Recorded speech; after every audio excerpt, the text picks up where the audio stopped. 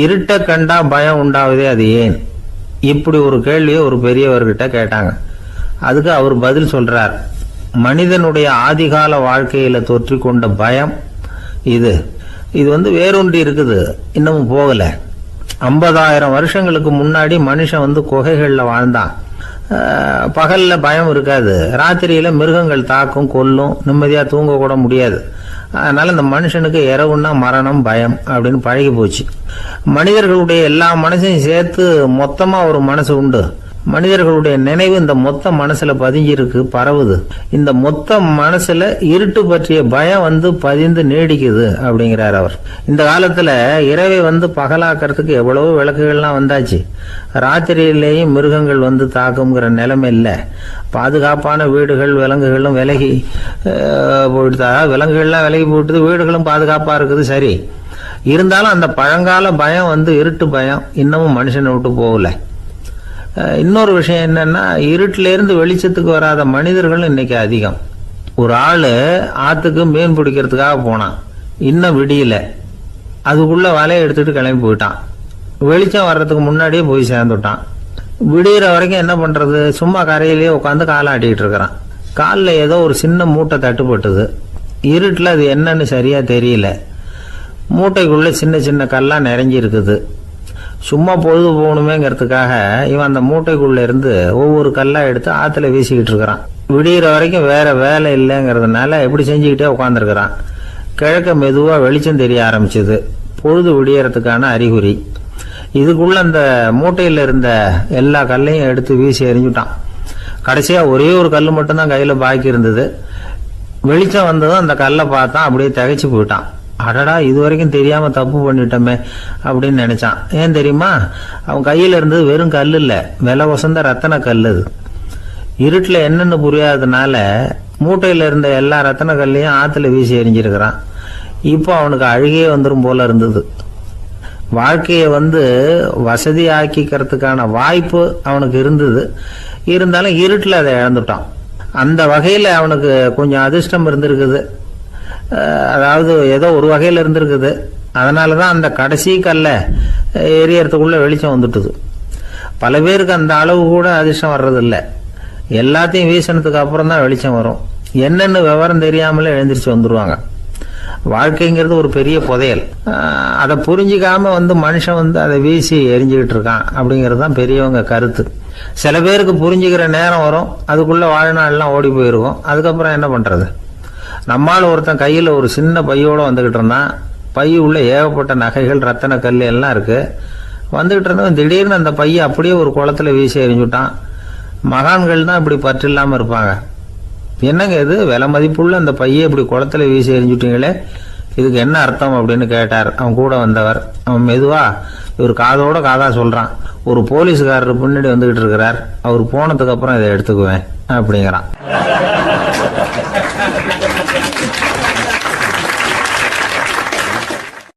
ஒரு சின்ன பையன் என்னை தேடிட்டு ஓடி வந்தான். ஒரு கதை சொல்லுங்கன்னா, சொந்தமா எதுவும் தெரியாத என்ன, உங்களுக்கு சொந்தமா எதுவும் தெரியாதுன்னு எனக்கும் தெரியும் அப்படின்னா. இந்த பையன் அடிக்கடி என்கிட்ட கதை கேட்கிறவன். அதனால என்னோட ரகசியம்லாம் அவனுக்கு அத்துப்படி.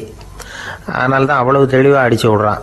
சரி, இப்ப என்ன செய்யலாம்னு, பழைய கதை ஏதாவது ஒன்று சொல்லுங்களேன்னா.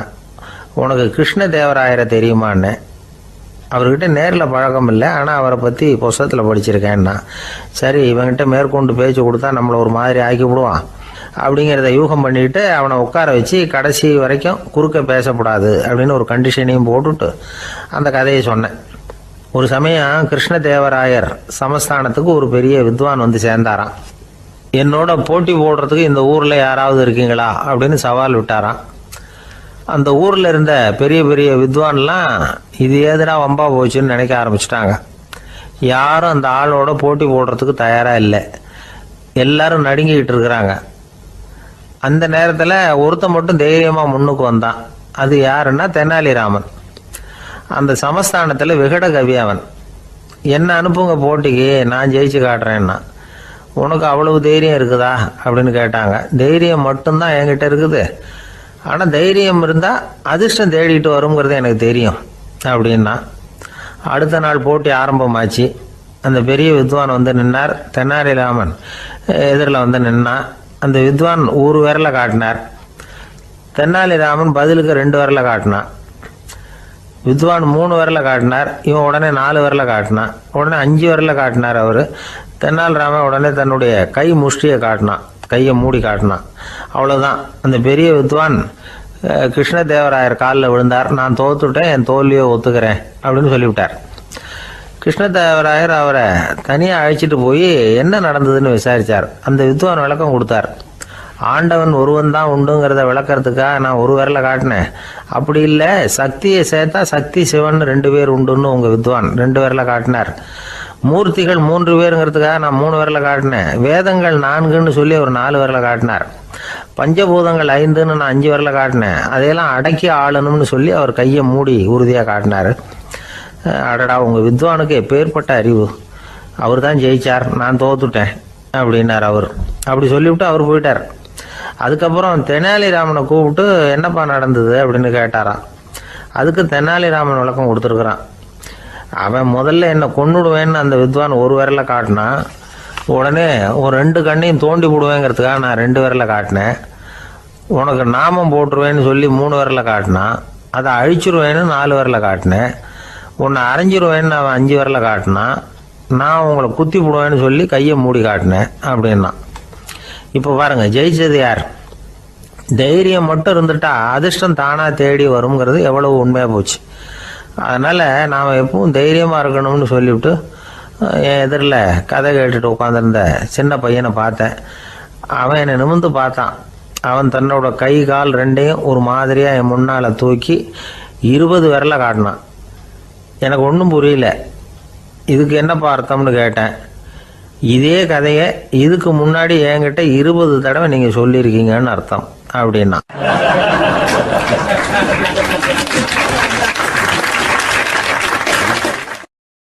ரெண்டு பேர் சுவாரஸ்யமாக பேசிகிட்டு இருக்கிறப்போ குறுக்க புகுந்து தொந்தரவு பண்ணுறதுக்குன்னே சில பேர் இருப்பாங்க. அது ரொம்ப இடைஞ்சலாக இருக்கும். இதே மாதிரி மின்காந்தம் கூட குறுக்க புகுந்து தொந்தரவு பண்ணும். கடைசியில் அது ஒரு பெரிய இடைஞ்சலில் கொண்டாந்து விட்டுரும். சில வீடுகளில் கேபிள் கனெக்ஷன் இல்லாமல் சில தனியார் டிவி காட்சிகள் தெரியும். அதுக்கு என்ன காரணம்னா இந்த மின்காந்த குறுக்கீடு தான் காரணம். இதைத்தான் சுருக்கமாக இஎம்ஐ அப்படின்னு சொல்கிறாங்க. அதாவது எலக்ட்ரோ மேக்னெட்டிக் இன்டர்ஃபியரன்ஸ். இது ஏற்படக்கூடிய இடங்கள் எது எதுன்னு எடுத்துக்கிட்டால் அது ஒரு பெரிய பட்டியலாகவே போயிடும். இந்த இஎம்ஐ தொந்தரவு வந்து கேபிள் டிவியில் மட்டும்தான் இல்லை, ராக்கெட் ஏவுதளத்தில் உள்ள ரேடார்கள், அங்கே உள்ள சில சக்தி வாய்ந்த தொலைத்தொடர்பு சாதனங்கள், விமான தளங்களில் உள்ள ரேடார்கள், கப்பல் தளங்களில் பொருத்தப்பட்டிருக்கக்கூடிய சக்தி வாய்ந்த ஆண்டனாக்கள், இப்படி நிறைய சொல்லலாம். காவல் நிலையங்களில் பயன்படுத்தப்படுகிற வயர்லெஸ் தொடர்பு சாதனங்கள் கூட ஓரளவுக்கு இந்த மின்காந்த அலைகளை வந்து வெளியிடும். நம்ம வீட்டில் உட்காந்துக்கிட்டு ரேடியோ கேட்டுக்கிட்டு இருப்போம் அல்லது டிவி பார்த்துக்கிட்டு இருப்போம். அந்த சமயத்தில் பக்கத்து தெருவில் ஒரு மோட்டார் சைக்கிள் அல்லது காரு, குறிப்பாக பெட்ரோல் இன்ஜின், அது போகிறப்போ அதில் உள்ள மின்கலத்தில் வந்து, அதாவது மேக்னெட்டோ பேட்டரியிலிருந்து வெளிப்படுகிற மின்காந்த அலை இங்கே வந்து டிவியிலையும் ரேடியோவிலையும் கரகரப்பு உண்டு பண்ணும். சரி, இது வந்து பெருசாக என்ன இடைஞ்சலை உண்டு பண்ணிட போகுது அப்படின்னு நாம் அலட்சியமாக நினைக்கலாம். வயசானவங்களுக்கு மறதி நோயின்னு ஒன்று வரும்ல, அல்ஷமீர், அதாவது மூளையில் உள்ள செல்கள் வந்து செயலிழந்து போயிடுறது. அது செய்ய வேண்டிய வேலையை மறந்துடும். மனைவியே எதிரில் வந்து நின்னா கூட உன்னை எங்கேயோ பார்த்தது மாதிரி தெரியுதே அப்படின்னு சொல்லிட்டு இருப்பாங்க. அப்படி ஒரு மறதி. இந்த விசித்திரமான நோய்க்கு இதுவரைக்கும் மருந்தே இல்லைன்னு வேற சொல்கிறாங்க. இந்த மைக்ரோ ஓவன் அப்படின்னு சொல்லக்கூடிய சமையல் அடுப்புகள் கூட மின்காந்த அலைகளை வந்து வெளியிடுது. சமயத்தில் சில தொழிற்சாலைகளில் கூட பெரிய விபத்துக்களை இந்த இஎம்ஐ உண்டு பண்ணிவிடும். இதை பற்றி தீவிரமாக சிந்திக்க ஆரம்பித்ததே ஒரு விபத்துக்கு பிறகு தான். அமெரிக்காவுக்கும் வியட்நாமுக்கும் இடையில் போர் நடந்தது. அந்த சமயம் அமெரிக்காவுக்கு சொந்தமான விமானம் தாங்கி கப்பல் ஒன்று வியட்நாமை தாக்கிறதுக்கு தயாராக ஏவுகணைகளோட கடலில் நிறுத்தி வைக்கப்பட்டிருந்தது. தற்செயலாக அந்த பகுதியில் கப்பல் தொலைத்தொடர்பு பகுதிக்கு அருகில் ஊடுருவிய இந்த சக்தி வாய்ந்த ரேடியோ அலைகள் ஏவுகணையில் இருந்த மின்னணு சர்க்கியூட்டை பூர்த்தி செஞ்சு வச்சுட்டுது. அவ்வளவுதான், ஏவுகணை அங்கேயே வெடித்து சிதறி போச்சு.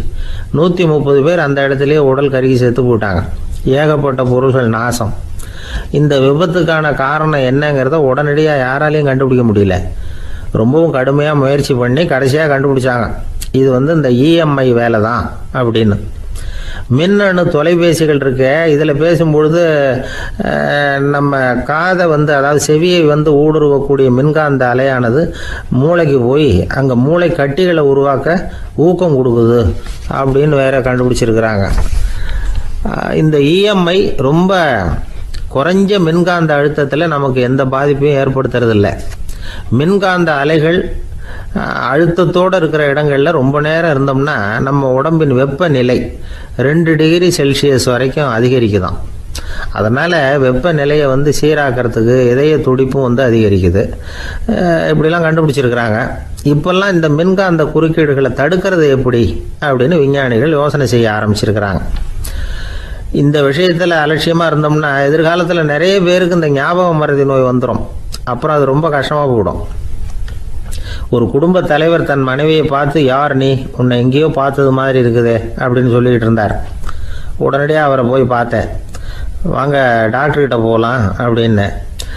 அவர் என்னை தனியாக அழைச்சிட்டு போய் காதோட காதாக மெதுவாக சொல்கிறார், இதை பார்ப்பா, என் கையில் பணம் இல்லாத போகலாம் அப்படி மறதி நோய் வந்துவிட்டது மாதிரி நடிச்சுக்கிட்டு இருப்பேன், அவ்வளவுதான், அதை நீ கண்டுக்காத அப்படின்னார்.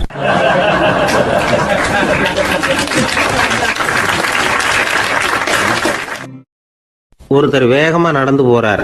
கடத்தெருவில் ஒரு ஸ்வீட்டு கடையை பார்க்குறார். உடனே சடன் பிரேக் போட்டது மாதிரி நிற்கிறார்.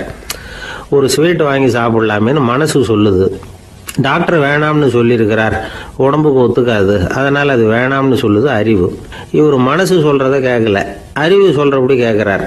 அதனால் மறுபடியும் வேகமாக அங்கேருந்து நடந்து போயிடுறார். அவர் நல்ல மனுஷனுக்கு அறிவும் இருக்குது, உணர்ச்சியும் இருக்குது. எதுக்கு எடுத்தாலும் உணர்ச்சி வசப்பட்டுக்கிட்டு இருக்கக்கூடாது. அறிவு வசத்தில் நாம் இருக்கணும். அப்போ தான் நாம் நல்லபடியாக வாழ முடியும். இல்லைன்னா அவஸ்தை தான். மகாபாரதத்தில் சந்தனுன்னு சொல்லி ஒரு அரசன் வர்றான்.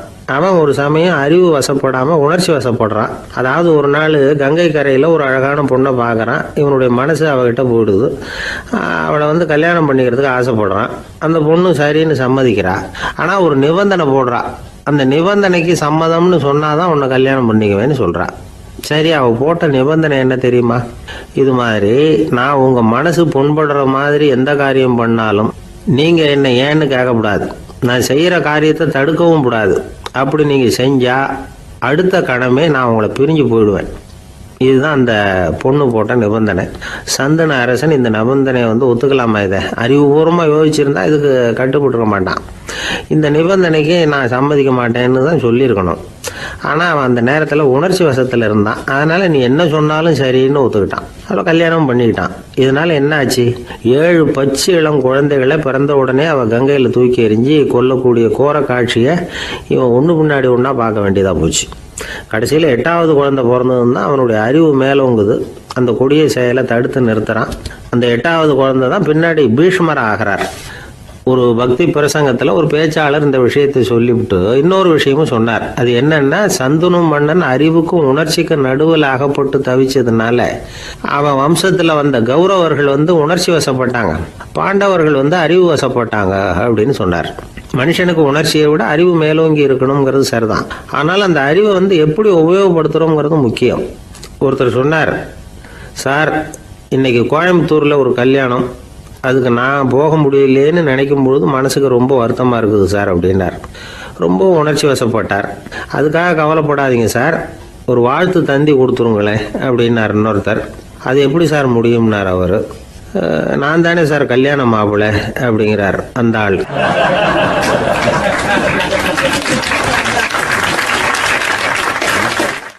ஒரு அழகான கடற்கரை. சுற்றுலா பயணிகள் நிறைய பேர் அங்கே போகிறது வழக்கம். சனி ஞாயிறு கூட்டம் அதிகமாக இருக்கும். அதோட விளைவு என்னங்கிறது அடுத்த நாள் தான் தெரியும். ஆமாம், அந்த கடற்கரையை சுத்தப்படுத்துகிற தொழிலாளிகள் திங்கட்கிழமை ரொம்ப சிரமப்படுவாங்க. சனி ஞாயிறு வந்த கூட்டம் கடற்கரை பூராவும் காலி ஐஸ்கிரீம் கப்புகளை வீசி எறிஞ்சிட்டு போயிடுவோம். ஆயிரக்கணக்கான கப்புகள் அங்கே பரவலாக கிடக்கும். அதையெல்லாம் பொறுக்கி எடுத்து சுத்தம் பண்ணி ஆகணும். இதனால் திங்கட்கிழமை வேலைக்கு வர்றதுக்கு எல்லோரும் பயப்படுவாங்க. அப்படி ஒரு நிலைமை. பல பேர் அன்னைக்கு லீவ் எடுத்துகிட்டு போயிடுறது வழக்கம். நமக்கு எதுக்கு இன்றைக்கி தொந்தரவுன்னு. இது ஒரு பெரிய பிரச்சனையாக இருந்தது. இதுக்கு என்ன பண்ணலாம் அப்படின்னு யோசனை பண்ணாங்க. ஒரு ஆலோசனை கூட்டத்துக்கு ஏற்பாடு பண்ணாங்களாம். அந்த நகர நிர்வாக அலுவலர்கள், பணியாளர்கள் எல்லாரும் அதில் கலந்துக்கிட்டாங்க. கூட்டம் ஆரம்பமாச்சு. ஆரம்பத்தில் சொன்னாங்க, இந்த பிரச்சனைக்கு ஒரு தீர்வு வேணும், என்ன பண்ணலாம், அதை முடிவு செய்கிறதுக்கு தான் இந்த கூட்டம். இதில் நீங்கள் செய்ய வேண்டியது என்னென்னா, உங்களுக்கு தோன்றுகிற யோசனை எதுவாக இருந்தாலும் சொல்லுங்கள். கொஞ்சம் கூட தயக்கம் வேண்டாம். நாம் சொல்கிற யோசனை ஈடுபடுமா படாதா அப்படின்லாம் யோசிக்க வேணாம். எல்லாருடைய யோசனைகளையும் அப்படியே பதிவு செய்துக்கிறோம். கடைசியாக அதிலேருந்து ஒரு சிறந்த யோசனையை தேர்வு பண்ணி அதை பயன்படுத்தலாம். இந்த சந்தர்ப்பத்தில் இன்னொரு முக்கியமான வேண்டுகோள், எவ்வளவு சாதாரணமான யோசனையாக இருந்தாலும் சரி, அது சொல்லும் பொழுது அடுத்தவங்க ஏளனம் செய்யக்கூடாது.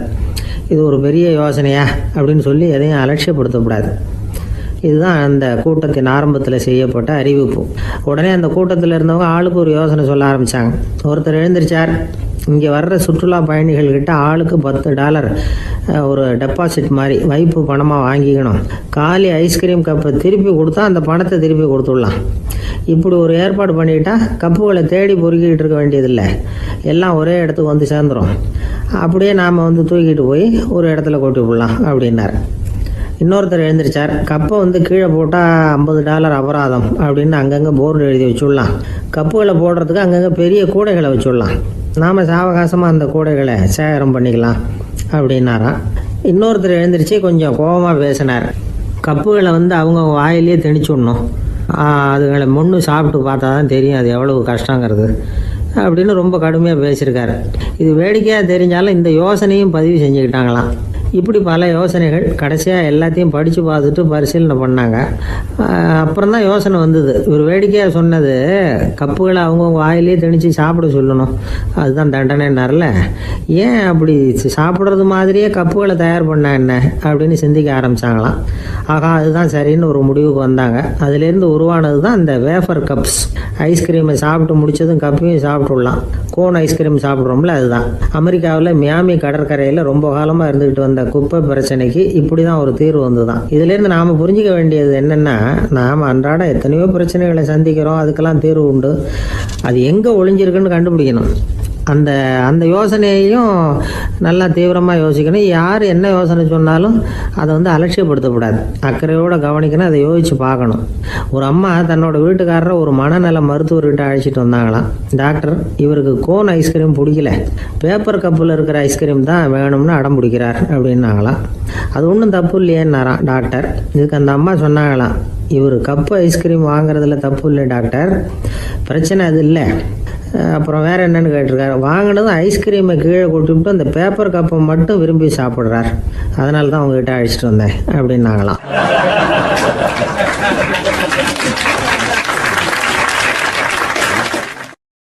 ஒரு நண்பர் வந்தார். ரொம்பவும் இறுக்கமாக உடை அணிஞ்சிருந்தார். அதாவது ஆடைக்குள்ளே அவர் மாட்டிக்கிட்டு இருந்தது மாதிரி தெரிஞ்சது. ஏன் துணி குறைச்சலாக எடுத்துட்டிங்களா அப்படின்னு கேட்டோம். இல்லைங்க, எனக்கு எப்போவுமே இறுக்கமாக உடை அணிகிறது தான் பிடிக்கும் அப்படின்னார். ஒருத்தர் எப்படி உடை அணிகிறார் அப்படிங்கிறத வச்சு அந்த ஆள் எப்படிப்பட்டவர் அப்படிங்கிறத கண்டுபிடிச்சிடலாம். உடை அணிகிற விதம் ஒருத்தருடைய மனநிலையை வெளிப்படுத்துதான். இப்போ இறுக்கமான உடை அணிகிறவங்க பொதுவாக மன நிம்மதி இல்லாதவங்களாக இருப்பாங்களாம், கோபக்காரங்களாக இருப்பாங்களாம். ரொம்ப தொலைதொலைப்பாக ஆடை அணிகிறவங்க இருக்கிறாங்கல்ல, அவங்கெல்லாம் அமைதியான ஆளாக இருப்பாங்களாம், சாந்தமாக இருப்பாங்களாம். இவங்கெல்லாம் போராடுறதுக்கு சரியாக வரமாட்டாங்களாம். இப்படி ஒரு கணிப்பு இருக்குது. அதனால தான் போர் வீரர்களுக்கெல்லாம் இறுக்கமான உடையை தான் கொடுக்கறது வழக்கம். ஆனால் சன்னியாசிகளை பாருங்கள், அவங்களுக்கெல்லாம் ரொம்ப தொலை உடைகள் தான். அவங்கெல்லாம் டைட் பேண்ட் போட்டுக்கிட்டு நிற்க மாட்டாங்க சன்னியாசிகள்லாம். அதே மாதிரி சன்னியாசிகள்லாம் காவி உடையை தேர்ந்தெடுக்கிறதுக்கும் காரணம் உண்டு.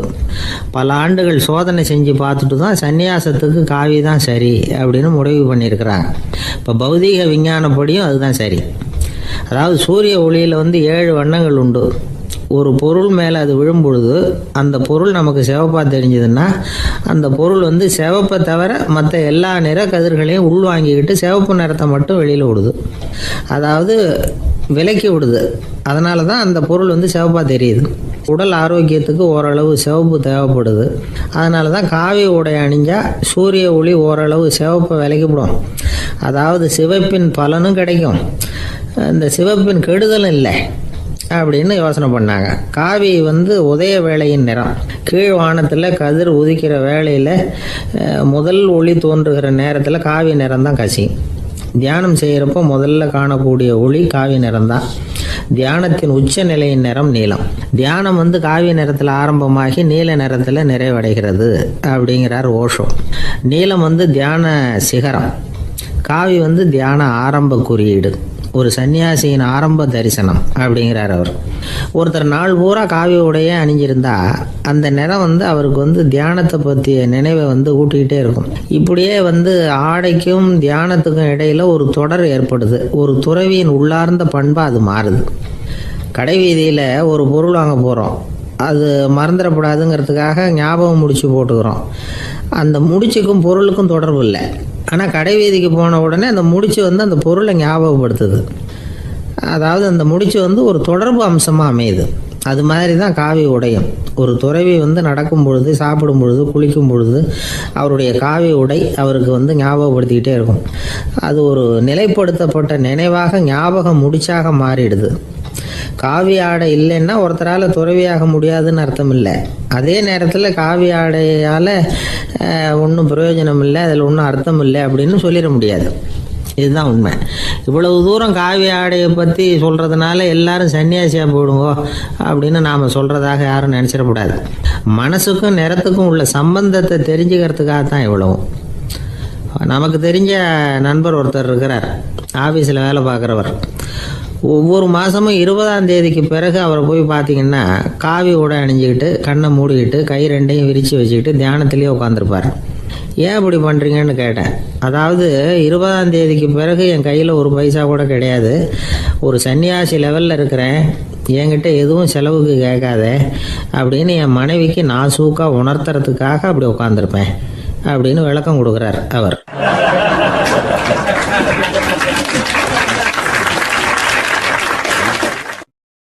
ஒரு கணவன் மனைவி எப்போ பார்த்தாலும் அவங்க 2 பேருக்கும் இடையில சண்டை வந்துக்கிட்டே இருந்தது. இதில் என்ன ஆச்சரியங்கிறீங்களா? நான் அதுக்காக சொல்ல வரல, இது வேறு விஷயம். அதாவது சண்டை போடாமல் இருக்கிறதுக்கு வழி சொல்கிற தகவல் இது. நான் சொன்ன அந்த கணவன் மனைவி எப்படின்னா, கணவன் ஒரு வார்த்தை சொன்னால் மனைவி கிட்டேருந்து 2 வார்த்தை பதிலாக வரும். இதுக்கு கணவன் கிட்டேருந்து 4 வார்த்தை பதிலாக வரும். இப்படி வார்த்தைகள் பெருகி போய் கடைசியில் வம்புல முடியும். அந்த அம்மா பொறுத்து பார்த்தாங்க, அவங்களால தாக்கு பிடிக்க முடியல. பக்கத்து வீட்லேயும் ஒரு கணவன் மனைவி இருந்தாங்க, அவங்களுக்குள்ள சண்டை வர்றதில்லை.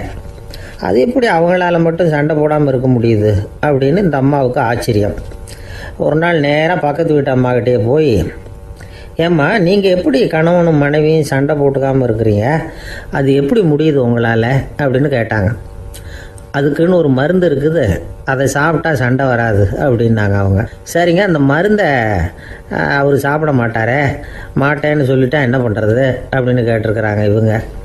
அந்த மருந்து அவருக்கு இல்லைம்மா, உனக்கு தான் அப்படின்னாங்களாம் அவங்க. அப்படியா, அப்படின்னா கொடுங்க, ரொம்ப நல்லதாக போச்சு. அதை எப்படி சாப்பிட்றதுங்கிற விவரத்தையும் சொல்லுங்கள், எங்கே அது கிடைக்குங்கிறதையும் சொல்லுங்கள், வாங்கிக்கிறேன் அப்படின்னு கேட்டாங்களாம் இவங்க. வேறு எங்கேயும் போய் வாங்க வேண்டாம், என்கிட்டே இருக்க அந்த மருந்து அதில் கொஞ்சம் தர்றேன், வாங்கி வச்சுக்க. உன் வீட்டுக்காரர் உன்னோட சண்டையை ஆரம்பிக்கிறப்போலாம் நீ இந்த மருந்தில் ஒரு அவுன்ஸ் வாயில் ஊற்றிக்கணும். அதை உடனே குடிச்சிடக்கூடாது, ஒரு 5 நிமிஷமாவது அது வாயில் இருக்கணும், அதுக்கப்புறம் குடிச்சிடலாம் அப்படின்னு சொல்லி ஒரு பாட்டில் மருந்தை இந்த அம்மாக்கிட்ட கொடுத்து அனுப்புனாங்களாம். மருந்தை எடுத்துக்கிட்டு இந்த அம்மா வீட்டுக்கு வந்திருக்கிறாங்க. வீடு பூட்டி இருந்ததுனால கணவன் வாசல்லையே காத்துக்கிட்டு இருக்கிறான். மனைவியை கண்டதும் சண்டை போட ஆரம்பிச்சிட்டான். வீட்டை பூட்டி எங்கே போய் தொலைஞ்ச, எவ்வளோ நேரமாக ஒரு மனுஷன் வாசல்லையே காத்துட்டு கிடக்கிறது அப்படி இப்படின்னு கத்த ஆரம்பிச்சிட்டான். மனைவி இதுக்கு பதிலே சொல்லலை. அந்த அம்மா பேசாமல் வீட்டை திறந்தாங்க, சமையல் அறைக்குள்ளே போனாங்க, ஒரு அவுன்ஸ் மருந்தை வாயில் ஊற்றிக்கிட்டாங்க. அன்னைக்கு சண்டை மேற்கொண்டு வளரவே இல்லை, நின்றுட்டுது. மருந்து பரவாயில்லை. அதுக்கப்புறம் பல சந்தர்ப்பங்களில் சண்டை வரும் போல் இருக்கிற போலாம் இந்த மருந்து அதை நிறுத்தியிருக்கு. பிரமாதமான மருந்தாக இருக்குது இதை கொஞ்சம் அதிகமாகவே வாங்கி வீட்டில் வச்சுக்க வேண்டியது தான் அப்படின்னு முடிவு பண்ணிக்கிட்டு இந்த அம்மா மறுபடியும் பக்கத்து வீட்டு அம்மாக்கிட்ட போனாங்க. எவ்வளவு விலையானாலும் சரி, நான் காசு கொடுத்து வாங்கி வச்சுக்கிறேன், எந்த கடையில் இருக்குது இந்த மருந்து சொல்லுங்க அப்படின்னு கேட்டாங்க. இந்த மருந்துக்கு விலையே கிடையாதுங்க, இலவசமாகவே கிடைக்கும்னாங்களாம் அவங்க.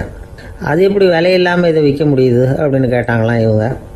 அது மருந்தாக இருந்தால் தானே விலை வைக்கிறதுக்கு, அது வெறும் தண்ணி தானே அப்படின்னாங்களாம்.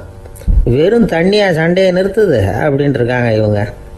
அது சண்டையை நிறுத்தலை, உன்னோட மௌனம் தான் சண்டையை நிறுத்துது. நீ வாயில் தண்ணியை வச்சுக்கிறதுனால எதிர்த்து பேசுறதில்ல, அதனால் உன்னுடைய கணவர் கோபம் வந்து சாந்தமாயிடுது அப்படின்னாங்களாம் அவங்க. இந்த கதையிலேருந்து சண்டையை நிறுத்துகிற மருந்து எதுன்னு தெரிஞ்சுக்கிட்டோம் இல்லையா. ஒருத்தர் என்ன பண்ணார், பாட்டிலில் வந்து தண்ணியை ஊற்றி வச்சுக்கிட்டு அவர்கிட்ட வர்றவங்களுக்கெல்லாம் இதை சிபாரிசு பண்ணலாம்னு நினச்சிக்கிட்டு உட்காந்துருந்தார். ஒரு அம்மா வந்தாங்க. இதை கேட்டுவிட்டு இதையே ஒரு மருந்து மாதிரி கொடுக்கலாம்ங்கிறது அவர் முடிவு. அதனால் பாட்டிலில் தண்ணி அடித்து வச்சுக்கிட்டு அதில் கலருக்காக என்னத்தையோ ஒரு ஜீரகம் அது மாதிரி எதையாவது கலந்து வச்சுக்கிட்டு ஒரு மருந்து மாதிரி ஒரு பாவனையில் வச்சுக்கிட்டு உட்காந்துருக்காரு. யாராவது வீட்டில் சண்டைன்னா என்கிட்ட வாங்க மருந்து தரேன்னு. ஒரு அம்மா வந்தாங்க. எனக்கு என் வீட்டுக்காரருக்கும் அடிக்கடி சண்டை வருதுங்க அப்படின்ட்டு இருக்காங்க. கவலைப்படாதம்மா, நான் ஒரு மருந்து தரேன்னு சொல்லி வீட்டுக்குள்ளே போய் ஒரு பாட்டில் எடுத்து வந்து கொடுத்தார். பாட்டிலில் இருக்கிறது என்னங்கிறத சொல்லிவிட்டு அது பேரில் மரியாதை வராது இல்லையா, அதனால் சொல்லலை. அந்த அம்மா வாங்கிட்டு போனாங்க.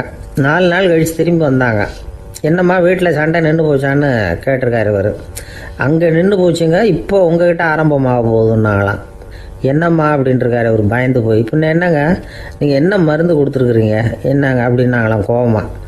அது வெறும் தண்ணி தானே அப்படின்ட்டுருக்காரு இவர். தண்ணியாக இது நல்லா பாருங்கள் அப்படின்னு அந்த பாட்டில் நீட்டினாங்களாம். இவர் வாங்கி பார்த்துருக்காரு. அப்புறம் தான் விஷயம் புரியுது அவருக்கு. இவர் கை தவறுதலாக அவங்க வீட்டில் இருந்த மண்ணெண்ணெய் பாட்டில் எடுத்து அவர்கிட்ட கொடுத்துருக்குறாங்க. அப்புறம் என்ன ஆகும், சண்டை வராமல்.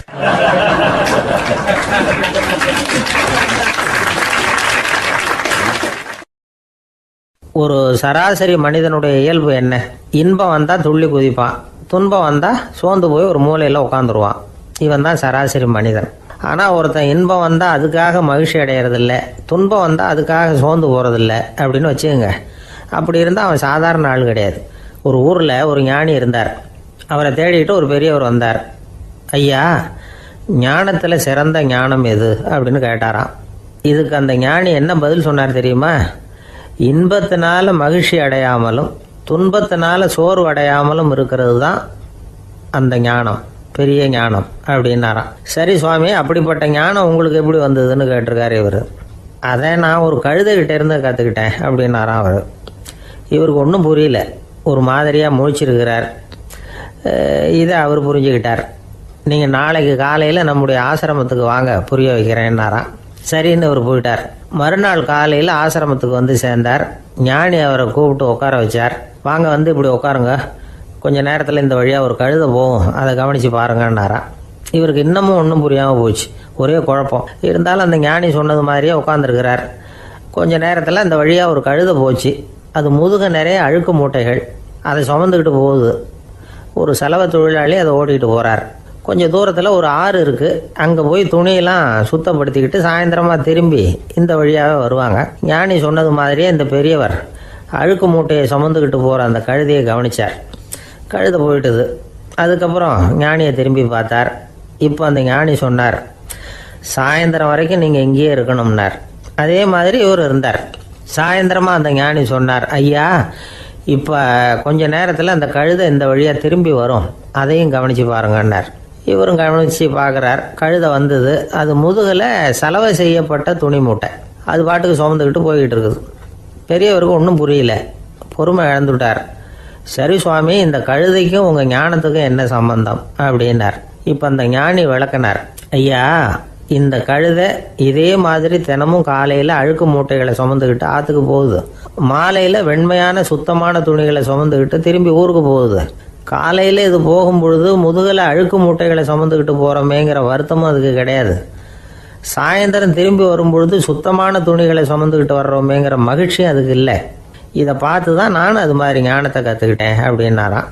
அதனால் யார் கற்றுக் கொடுக்குறாங்க அப்படிங்கிறத விட எதை கற்றுக்கிறோம் அப்படிங்கிறது தான் முக்கியம்.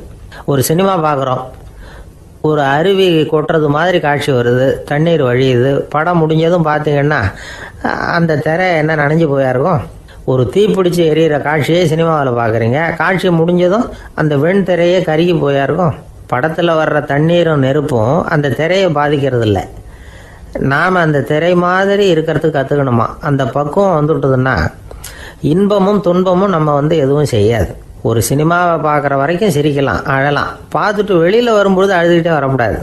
ஒருத்தர் வந்தார், அப்படி படம் முடிஞ்சு வெளியில் வரும்பொழுது அருவி மாதிரி கண்ணீர் சிந்திக்கிட்டே வரார். ஏன் சார் படம் அவ்வளவு சோகமா அப்படின்னு கேட்டார். இன்னொருத்தர், இல்லை சார் கூட்டம் ரொம்ப குறைச்சல் சார், மொத்தம் படம் பார்க்க வந்தவங்களே 15 பேர் தான் சார் அப்படின்னார் கண்ணீரை தொடச்சிக்கிட்டே. அதுக்கு நீங்கள் ஏன் சார் அழறீங்கன்னு கேட்டார் அவர். இந்த படத்தோட தயாரிப்பாளரே நான் தான் சார் அப்படின்னாரா இவர்.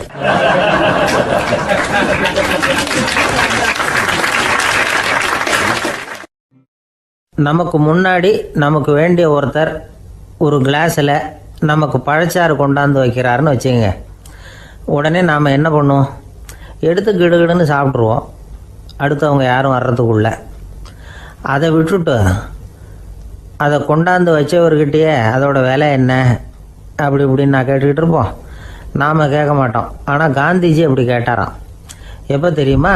1935. அந்த வருஷம் மே மாதத்தில் ஒரு நாள் காந்திஜி டெல்லியில் இருக்கிறார். அப்போ அவருக்கு 2 டம்ளர் மாம்பழச்சாறு கொண்டாந்து கொடுக்குறாங்க. அதை வாங்குறார். இதோட விலை என்ன அப்படின்னு கேட்டார் காந்திஜி. யாருக்கிட்ட கேட்டாருன்னா மனுபென் காந்திகிட்ட கேட்குறார். அவங்க தான் கொண்டாந்து கொடுக்குறாங்க. காந்திஜிக்கு உதவி செய்கிறதுக்காக அவர் கூடவே இருந்தவங்க அவங்ககிட்ட தான் கேட்குறாரு. காந்திஜி சும்மா வேடிக்கைக்காக இப்படி கேட்குறாருன்னு நினச்சிட்டாங்க அந்த அம்மா. அதுவும் இல்லாமல் அதோட விலையை கேட்டால் காந்திஜி நிச்சயமாக அதை சாப்பிட மாட்டார் அப்படிங்கிற பயம் வேறு. அதனால் அந்த அம்மா பதில் எதுவும் சொல்லாமல் கம்முன்னு இருந்துட்டாங்க. கொஞ்ச நேரம் ஆச்சு. அந்த பழச்சாறு வச்ச இடத்துல அப்படியே இருக்குது, வச்ச இடத்துல வச்சபடியே இருக்குது. காந்திஜி அதை சாப்பிடவே இல்லை. மனுபென் காந்தி பார்த்தாங்க. மெதுவாக காந்திஜிக்கிட்ட போய் அதை சாப்பிடுங்களேன் அப்படின்னாங்க. பழச்சாறு விலை என்னன்னு கேட்டேன், அதுக்கு பதில் இல்லை. அது முதல் தப்பு. பதிலை எதிர்பார்த்திருந்தும் அதை பற்றி விசாரிக்கலை, அது 2வது தப்பு. இப்படி 2 தப்புகளை பண்ணிவிட்டு என்கிட்ட வந்து இதை சாப்பிடுங்கன்னு சொன்னால் அது எப்படி அப்படின்னு கேட்டாராம் காந்திஜி. மனுபென் காந்தி என்ன சொல்கிறதுன்னு தெரியாமல் திகைச்சு போய் நின்றுக்கிட்டு இருந்தாங்க. காந்திஜி தொடர்ந்து சொன்னாராம், இப்போ என் முன்னாடி வச்சிருக்கிற இந்த பழச்சாறு விலை சுமாராக ஒரு ₹1/2 இருக்கும். அது அந்த காலத்து மதிப்பு. இந்த பழச்சாறு இல்லாமல் கூட என்னால் இருக்க முடியும். ஆனால் அவசியமான பொருள்களை வாங்கிறதுக்கு கூட சக்தி இல்லாத மக்கள் இந்த நாட்டில் நிறைய பேர் இருக்கிறாங்க. அப்படி இருக்கிறப்போ எனக்கு என்னத்துக்கு இந்த விலை உயர்ந்த பானம்? இதை இப்போ நான் சாப்பிட்டா என் உடம்பு வேணும்னா ஆரோக்கியமாகலாம், ஆனால் என் மனசு அமைதி அடையாது. எனக்கு என்னுடைய உடல் ஆரோக்கியத்தை விட மன ஆரோக்கியம்தான் முக்கியம். அதனால் இதை நான் சாப்பிட மாட்டேன், எடுத்துகிட்டு போயிடு அப்படின்னாராம். அந்த சமயத்தில் ஒரு அகதி பொண்ணு 2 குழந்தைகளோட காந்திஜியை பார்க்குறதுக்காக வந்தது. வணக்கம் சொல்லிச்சு. காந்திஜி உடனே தனக்கு முன்னாடி இருந்த பழச்சாற்றை எடுத்து அந்த பொண்ணுக்கிட்டையும் குழந்தைகள்கிட்டையும் கொடுத்து சாப்பிட சொன்னார். அவங்க அதை வாங்கி ரொம்ப சந்தோஷத்தோடு சாப்பிட்டாங்களாம். அதை பார்த்த காந்திஜி முகத்தில் ஒரு புன்னகை, ஒரு பரவசம், ஒரு திருப்தி. அவர் மனசு நிறைஞ்சி இருந்தது. அப்போ அவர் சொன்னாராம், ஆண்டவன் எனக்கு எப்பவும் சரியான சமயத்தில் கை கொடுப்பாருங்கிறது அதுக்கு இதுதான் அத்தாட்சி. நான் ஒரு இக்கட்டான சூழ்நிலையில் இருக்கிறப்ப கூட கடவுளின் கருணையால் அந்த சூழ்நிலை என்னை பாதிக்கலை. என் கூட இவ்வளவு நாள் பழகியும் கூட இங்கே இருக்கிறவங்க எனக்கு அதிக விலையுள்ள பழரசத்தை கொடுத்தாங்க. ஆனால் சரியான நேரத்தில் அதை சாப்பிட வேண்டியவங்களை என்கிட்ட அனுப்பி வச்சு என்னை சந்தோஷப்படுத்தினார் கடவுள், அவருக்கு நன்றி அப்படின்னாராம் மகாத்மா காந்தி. உடல் ஆரோக்கியத்தை விட மன ஆரோக்கியம்தான் எனக்கு முக்கியம்னு சொன்னார் பாருங்க. அதை நாம் எல்லாரும் மனப்பூர்வமாக இன்றைக்கி சிந்திச்சு பார்க்கணும். இந்த காலத்தில் எல்லாரும் அப்படியா நினைக்கிறாங்க? எனக்கு தெரிஞ்ச ஒருத்தர் இருந்தார். தினமும் காலையில் ஒரு காஃபி சாப்பிட உட்கார்ற நேரத்தில் பக்கத்து வீட்டுக்காரர் வந்து சேருவார் கரெக்டாக. உடனே அவரும் தனக்குன்னு வந்திருக்கிற காப்பியை எடுத்து மனப்பூர்வமாக பக்கத்து வீட்டுக்காரர்கிட்ட கொடுத்துருவார். அதுக்கப்புறம் அவருக்காக வேறு காப்பி போட்டு கொண்டாந்து கொடுத்தாலும் வேண்டான்னு சொல்லிடுவார். ஆண்டவனாக பார்த்து சரியான நேரத்தில் அவரை எங்கள் வீட்டுக்கு தினமும் அனுப்பி வைக்கிறார் அப்படிம்பார். ஏன் அப்படி சொல்கிறீங்க அப்படின்னு கேட்டோம் ஒரு நாள். அதுக்கு அவர் சொல்கிறார், எனக்கு என்னோட உடல் ஆரோக்கியம்தான் முக்கியம். இதை கடவுள் புரிஞ்சுக்கிட்டு எங்கள் வீட்டு காப்பியை சாப்பிட்றதுக்கு தினமும் அடுத்த வீட்டுக்காரனை அனுப்பி வைக்கிறார் அப்படின்னார் அவர்.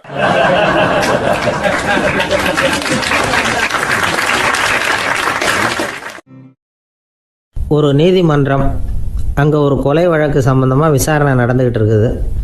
அந்த வழக்கறிஞர் ரொம்ப தீவிரமாக வாதாடிக்கிட்டு இருக்கிறார். தன்னுடைய கட்சிக்காரர் நிரபராதிங்கிறது அவருக்கு நல்லா தெரியும். அதனால தான் அவர் சார்பாக வாதாடுறதுக்கே ஒத்துக்கிட்டார். அப்படி அவர் மும்முரமாக வாதாடிக்கிட்டு இருக்கிற சமயத்தில் அவசரமாக தந்தி ஒன்று வந்து சேர்ந்தது.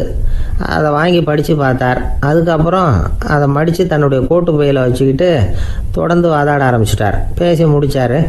அதுக்கப்புறம் அங்கே கோர்ட்டில் இருந்த சக வக்கீல்கள் அவர்கிட்ட வந்தாங்க. தந்தி ஒன்று வந்ததே, என்ன விஷயம் அப்படின்னு விசாரிச்சாங்களாம். அப்போ அவர் சொல்லியிருக்கிறார், ஊரில் சிகிச்சைக்காக போயிருந்த என்னுடைய மனைவி இறந்து போனதாக தந்தி வந்திருக்குது அப்படின்னாராம்.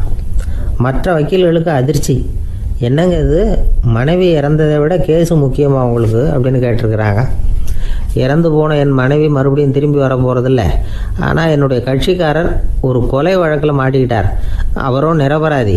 அவர் உசுரை நான் காப்பாற்ற வேணாமா? இதுதான் என்னுடைய கடமை அப்படின்னாராம்.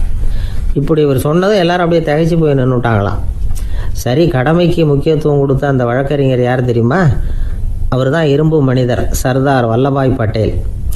குஜராத் மாநிலத்தில் 1875 அக்டோபர் 31 அன்றைக்கு ஜாவேரி பாய் அப்படிங்கிறவருக்கு 4வது பிள்ளையாக அவர் பிறந்தாராம். இந்த ஜாவேரி பாய் யார் தெரியுமா? ஜான்சி ராணி லட்சுமி பாய் போர் படையில் ஒரு வீரராக பணிபுரிஞ்சவர். இளம் வயசில் வல்லபாய் பட்டேல் ரொம்ப சிரமப்பட்டு படிச்சிருக்கார். விடாமுயற்சி வெற்றியை கொடுத்தது. கல்லூரியிலையும் காலடி வச்சார். அதுக்கப்புறம் வக்கீல் பட்டத்தையும் வாங்கினார்.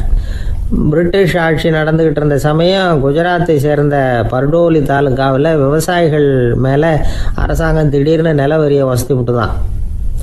ஏழை விவசாயிகள் ரொம்ப கஷ்டப்பட்டுருக்காங்க. அரசாங்கம் வரி செலுத்தாத விவசாயிகளின் நிலங்களையெல்லாம் ஜப்தி செஞ்சுதான். அரசாங்கத்தை எதிர்க்கிறவங்களையெல்லாம் கைது பண்ணி சிறையில் அடைச்சுட்டாங்களாம். சில பேர் வீடு வாசல் ஆடு மாட்டையெல்லாம் விற்று கூட வரி கட்ட வேண்டிய நிலைமைக்கு ஆளாயிட்டாங்க. வழக்கறிஞர் வல்லபாய் பட்டேல் நில வரியை உடனே ரத்து பண்ணணும் அப்படின்னு பம்பாய் கவர்னருக்கு ஒரு கடிதம் எழுதினார். எந்த பலனும் இல்லை. உடனே எல்லா விவசாயிகளையும் அணி திரட்டினார். அதுக்கு தானே தலைமை தாங்கினார். சத்தியாகிரகம் நடத்தினார். அந்த பகுதியில் எந்த வேலையும் நடக்கலை. வேறு வழி இல்லை. ஆட்சியாளர்கள் உடனே வரியை ரத்து பண்ணாங்க. சிறையில் இருந்தவங்களெல்லாம் வெளில விட்டாங்க. 1928 ஆகஸ்ட் 6 சர்க்காருக்கும் விவசாயிகளுக்கும் இடையில் ஒரு உடன்பாடு ஏற்பட்டது. அதுக்கப்புறம் தான் நிலைமை சரியாக போச்சான். வல்லபாய் பட்டேலின் பொது சேவையை பாராட்டின பொதுமக்கள் அவருக்கு சர்தார் அப்படிங்கிற பட்டத்தை கொடுத்தாங்களாம். சர்தார்னா தலைவர் அல்லது தளபதின்னு அர்த்தம். இரும்பு மனிதர்னு இவருக்கு பேர். இருந்தாலும் நகைச்சுவை உணர்வும் இவருக்கு நிறைய உண்டு. ஒரு தடவை ஒரு பத்திரிகை நிருபர் வந்திருக்கார். சர்தார் பட்டேல்கிட்ட அவருக்கு பிடிச்ச பண்பாடு கலாச்சாரம் எது அப்படின்னு கேட்கணும்னு ஆசை. அதனால் அவரை பார்த்து கேட்டாராம், ஏங்க உங்களுக்கு பிடிச்ச கல்ச்சர் எது அப்படின்னு கேட்டிருக்கார். இதுக்கு சர்தார் பட்டேல் சொன்ன பதில் என்ன தெரியுமா? எனக்கு பிடிச்ச கல்ச்சர் அக்ரிகல்ச்சர் அப்படின்னாராம்.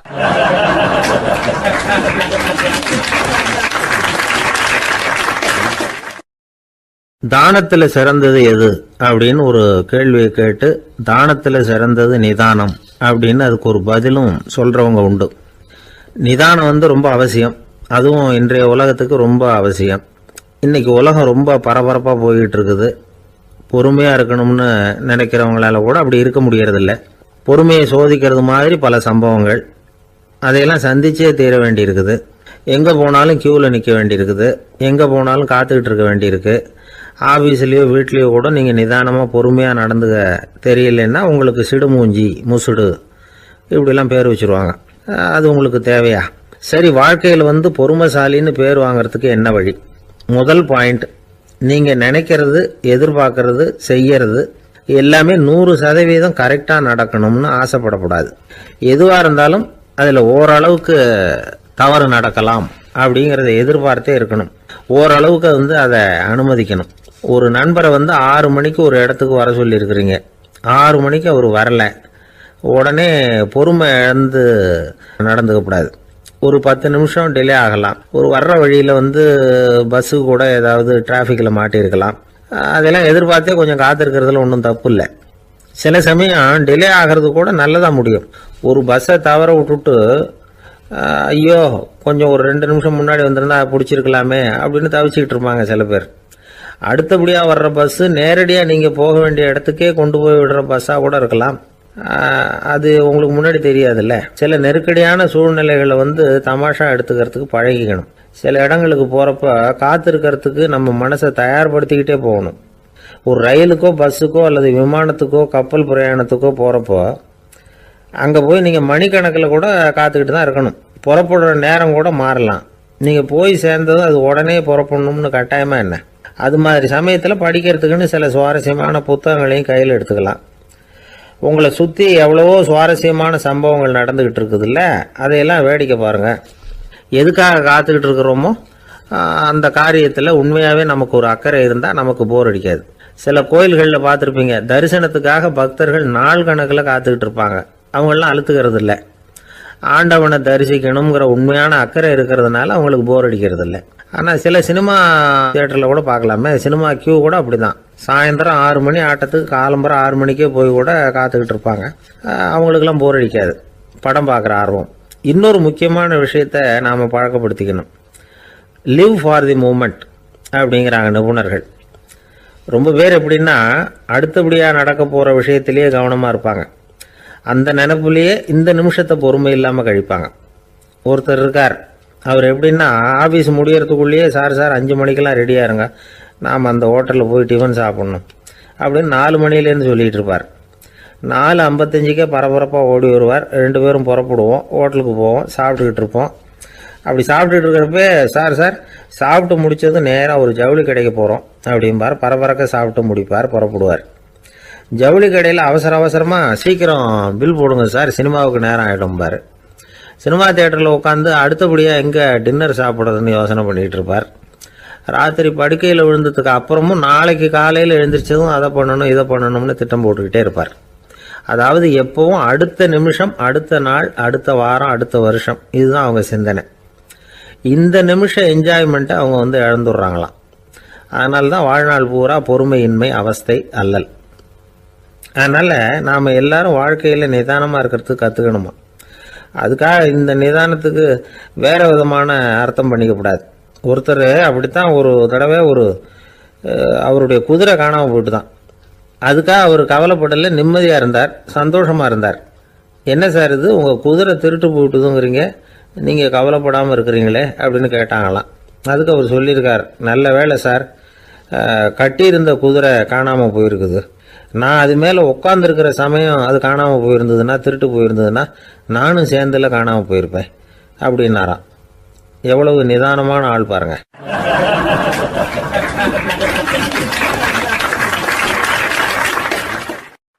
ஒரு நண்பர் சினிமா படம் தயாரிக்கிறவர், அவர்கிட்ட ஒரு நாள் பேசிக்கிட்டு இருந்தேன்.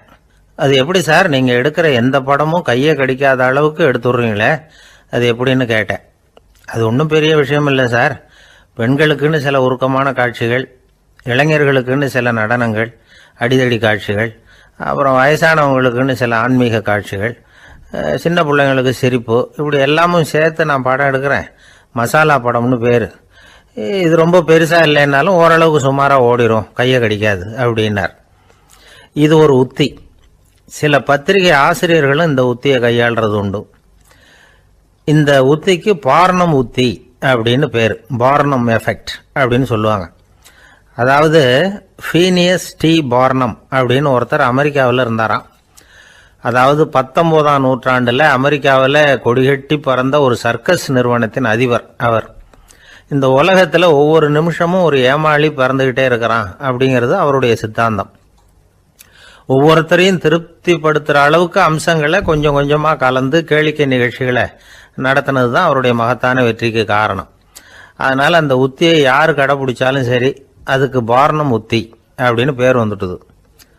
ஜோசியம் சொல்கிறவங்களுக்கும் இந்த உத்தி தான் கை கொடுக்குது. ஒரு விஷயத்த ஒருத்தருடைய கோள் நிலைகள் அல்லது கையெழுத்து நிரூபிக்கிறதாக அவர்கிட்ட சொன்னால் அதை அவர் நம்பிவிடுவார். ஆனால் அந்த விஷயம் நல்லதாக இருக்கணும், நேர்மையானதாக இருக்கணும், அதாவது பாசிட்டிவாக இருக்கணும். 8ஆம் இடத்துல குரு, 9ஆம் இடத்துல சனி, நீங்கள் ஒரு பெரிய மேதை தான் அப்படின்னு சொல்லுவாங்க. கேட்குறவங்களுக்கு அதை மறுக்கிறதுக்கு மனசு வராது. அப்படி சொல்லும் பொழுது கூடவே என்ன கொஞ்சம் முன்கோபம் அதிகமாக இருக்கும், இருந்தாலும் அது உடனே மறைஞ்சிரும்.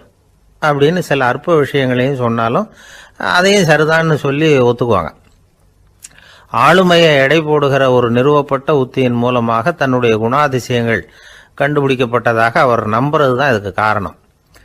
இந்த மாதம் பணத்தட்டுப்பாடு கொஞ்சம் இருக்கும், உடம்புல ஏதாவது கொஞ்சம் அசௌகரியம் இருக்கும், வீட்டுக்குள்ளே லேசாக மனஸ்தாபம் வரலாம், இது மாதிரி பொதுப்படையாக சிலதை சொன்னாலே போதும், மக்களை நம்ப வச்சுடலாம். இதெல்லாம் நமக்கு மட்டும்தான் ஏற்படுது அப்படின்னு சொல்லி அவங்க நினைக்கிறது தான் காரணம். இதுதான் பாரணம் உத்திங்கிறது. மனிதர்கள் பாராட்டுகளை விரும்புறதும் விமர்சனங்களை வெறுக்கிறதும் பாரணம் உத்தியின் அடுத்த கூறு.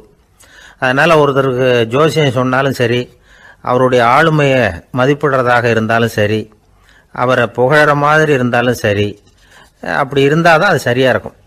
சாதகமான விஷயங்களை அதிகமாகவும் பாதகமான விஷயங்களை நாசூக்காகவும் சொன்னால் மக்கள் அதை நம்பிவிடுவாங்க. ஒருத்தரை கருமின்னு சொன்னால் ஏற்றுக்க மாட்டார். அதையே கொஞ்சம் மாற்றி நீங்கள் கொஞ்சம் சிக்கனமான ஆசாமி அப்படின்னு சொன்னால் நீங்கள் சொல்கிறது சரிதான் சார் அப்படிம்பார். நீங்கள் பெரிய செலவாளி தான், இருந்தாலும் நல்ல விஷயங்களுக்கு தான் செலவழிப்பீங்க அப்படின்னு சொல்லணும். இப்படி இந்த பாரணம் உத்தியை கடைபிடிச்சி இன்னைக்கு வெற்றிகரமாக காலம் தள்ளுறவங்க நிறைய பேர் இருக்கிறாங்க. இந்த உலகத்தில் ஒவ்வொரு நிமிஷமும் ஒரு ஏமாளி பறந்துக்கிட்டே இருக்கிறான் அப்படிங்கிறது தான் ஃபீனியஸ் பார்னம் அவர்களுடைய நம்பிக்கை. அதை விட அடுத்தவங்களை ஏமாளியாக நினைக்கிற மனுஷர்கள் தான் இன்னைக்கு உலகத்தில் ரொம்ப அதிகம். ஒருத்தர் தன்னுடைய மேலதிகாரிகிட்ட போய், ஐயா ஒரு நாள் லீவு வேணும், என் தங்கச்சிக்கு கல்யாணம் அப்படின்னார். அவரு பார்த்தார், ஒரு 10 நிமிஷம் வெளியில் இருங்கன்னார். 10 நிமிஷம் கழித்து கூப்பிட்டார், இதை பாருங்க, நீங்கள் சொல்கிறது பொய், இப்போ உங்கள் தங்கச்சிக்கு ஃபோன் பண்ணேன், அவங்க தனக்கு 2 வருஷத்துக்கு முன்னாடியே கல்யாணம் ஆகிட்டதாக சொல்கிறாங்க அப்படின்னார். உடனே இவர் சொன்னார், சார் இப்போ நீங்கள் சொல்கிறதும் பொய்யா தான் இருக்கணும், ஏன்னா நிஜமாக எனக்கு ஒரு தங்கச்சியே கிடையாது அப்படின்னார்.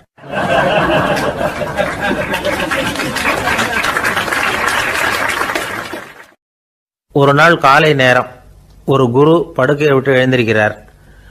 உடனே சீடர்களை பார்த்து எல்லாரும் இப்படி வாங்கங்கிறார். எல்லாரும் வர்றாங்க வேகமாக. என்னங்க வேணும் உங்களுக்கு அப்படிங்கிற மாதிரி எல்லாரும் குருவை பார்த்தாங்க பயபக்தியோட. குரு அந்த சீடர்களை பார்த்து, இதை பாருங்க, இப்போ நான் ஒரு சிக்கலான விவகாரத்தில் மாட்டிக்கிட்டு இருக்கிறேன், அதை நீங்கள் தீர்த்து வச்சா நல்லதுன்னார். சீடர்களுக்கு ஒன்றும் புரியல. என்ன இது இவர் இப்படி சொல்கிறாரு, நமக்குள்ள எல்லா விவகாரங்களையும் தீர்த்து வைக்கிறவர் நம்ம குருநாதர், அவருடைய விவகாரத்தை நாம் தீர்த்து வைக்கிறதா, ஆச்சரியமாக இருக்குதே, குருநாதருக்கே சிக்கலா அப்படின்னு யோசனை பண்ண ஆரம்பித்தாங்க. இருந்தாலும் ரொம்ப பணிவாக கேட்டாங்க, சுவாமி உங்களுக்கே சிக்கலா, இந்த உலகத்து சிக்கல்களுக்கும் சிரமங்களுக்கும் அப்பாற்பட்டவர் அல்லவா தாங்கள், அப்படிப்பட்ட உங்களுக்கு சிக்கல்னா அது எப்படி அப்படின்னாங்க. எனக்கு ஏற்பட்டிருக்கிற சிக்கல் அவ்வளவு பெருசு, ரொம்ப பெரிய விவகாரம் அது அப்படின்னார் குரு. கொஞ்சம் விவரமாக சொல்லுங்க அப்படின்னாங்க இவங்க. இப்போ அந்த குரு விவரத்தை சொன்னார். அதாவது நேற்று ராத்திரி நான் ஒரு கனவு கண்டேன். அந்த கனவுல நான் ஒரு பட்டாம்பூச்சியாக மாறிட்டேன். அப்படி மாறி ஒவ்வொரு மலராக பறந்து போய் உட்காந்து தேன் சாப்பிட்டேன் அப்படின்னார். சீடர்கள் இதை கேட்டதும் ரொம்ப திகைச்சு போயிட்டாங்க. என்ன இது, இது ஒரு பெரிய பிரச்சனையா, ஒரு சாதாரண கனவு கண்டதுக்காகவா இந்த காலை வேளையில் நம்மளையெல்லாம் குருநாதர் இவ்வளவு அவசரமாக கூப்பிட்டுருக்கார் அப்படின்னு நினச்சாங்க. இருந்தாலும் கேட்டாங்க, இதில் என்ன சிக்கல் சுவாமி, கனவுங்கிறது எல்லாருக்கும் வரத்தானே செய்யும் அப்படின்னார் ஒரு சீடர். சீடர்களே, பிரச்சனை அது இல்லை, நான் இன்னைக்கு காலையில் கண்ணு முழிச்சு பார்த்தப்போ நான் நானாக மறுபடியும் மாறிட்டேங்கிறத தெரிஞ்சுக்கிட்டேன். இதில் சிக்கல் என்னன்னா, இப்போ அந்த பட்டாம்பூச்சி தான் நானாக ஆயிட்டதாக கனவு கண்டுகிட்டு இருக்கா அப்படிங்கிறது தான். ஒரு மனுஷன் பட்டாம்பூச்சி ஆகிறதாக கனவு காண முடியுங்கிறப்போ அந்த பட்டாம்பூச்சியும் மனுஷனாக ஆகிறதாக கனவு காண முடியும் இல்லையா? இப்போ எனக்கு யதார்த்த நிலை தெரியணும், எது நிஜம்னு தெரியணும். நேற்று ராத்திரி நான் கண்டது கனவா, அல்லது இது பட்டாம்பூச்சி கண்டுகிட்டு இருக்கிற கனவா? இதுதான் குரு கேட்ட கேள்வி. இதை கேட்டதும் சீடர்கள் ரொம்ப குழம்பி போயிட்டாங்க. சுவாமி, இது வரைக்கும் நாங்கள் தூங்குறப்ப பார்க்கறது கனவுன்னும் மூழ்கிட்டு இருக்கிறப்ப பார்க்கறது நனவுன்னு நம்பிக்கிட்டு இருக்கிறோம். இப்போ எங்களை ரொம்ப குழப்பிட்டீங்க, இதுக்கு பதில் சொல்ல எங்களுக்கு சக்தி இல்லை அப்படின்னு சொல்லிவிட்டாங்களாம். அதுக்கப்புறம் அந்த குரு சொன்னாராம், நினைவு தான் முக்கியமான அம்சம். முடிவு கட்டம்னா பகலின் நினைவுகளை விட இரவின் கனவுகளே ரொம்ப உண்மை. ஒருத்தன் வந்து தூங்க போனால் தூங்கிக்கிட்டே இருந்தால் அவன் காணும் கனவு பொய்ங்கிறத அவன் உணர மாட்டான். ஒவ்வொரு கனவும் காணும் பொழுது அது ரொம்ப உண்மையாக தான் தெரியுது. ஒரு கனவு கூட உண்மை இல்லைன்னு கனவுல தோன்றுவதே இல்லை அப்படின்னார் குரு. அகில வாழ்வு அத்தனையும் சொற்பனம் கண்டாய் அப்படிங்கிறார் தாயுமானவர். ஆகையினால நம்ம கனவுலேருந்து நாம் என்னைக்கு முழிச்சிக்க போகிறோம் அப்படிங்கிறது தான் ஒரு முக்கியமான கேள்வி. ஒருத்தர் வந்தார், காலில் கட்டோடு வந்தார். என்னங்க காலில் கட்டுன்னு? சார், நேற்று ராத்திரி தூக்கத்தில் எங்கள் வீட்டு கூரையில் ஏணியை சாத்தி வச்சு இறங்கினப்போ வழுக்கி விழுந்து காலை உடச்சிக்கிட்டேன்னார். உங்கள் வீட்டில் தான் ஏணியே கிடையாது சார் அப்படின்னு. உண்மைதான் சார், நான் கீழே விழுந்து முழிச்சுக்கிட்டதுக்கு அப்புறம் தானே ஏணி இல்லைங்கிறது எனக்கு ஞாபகம் வந்தது அப்படின்னார்.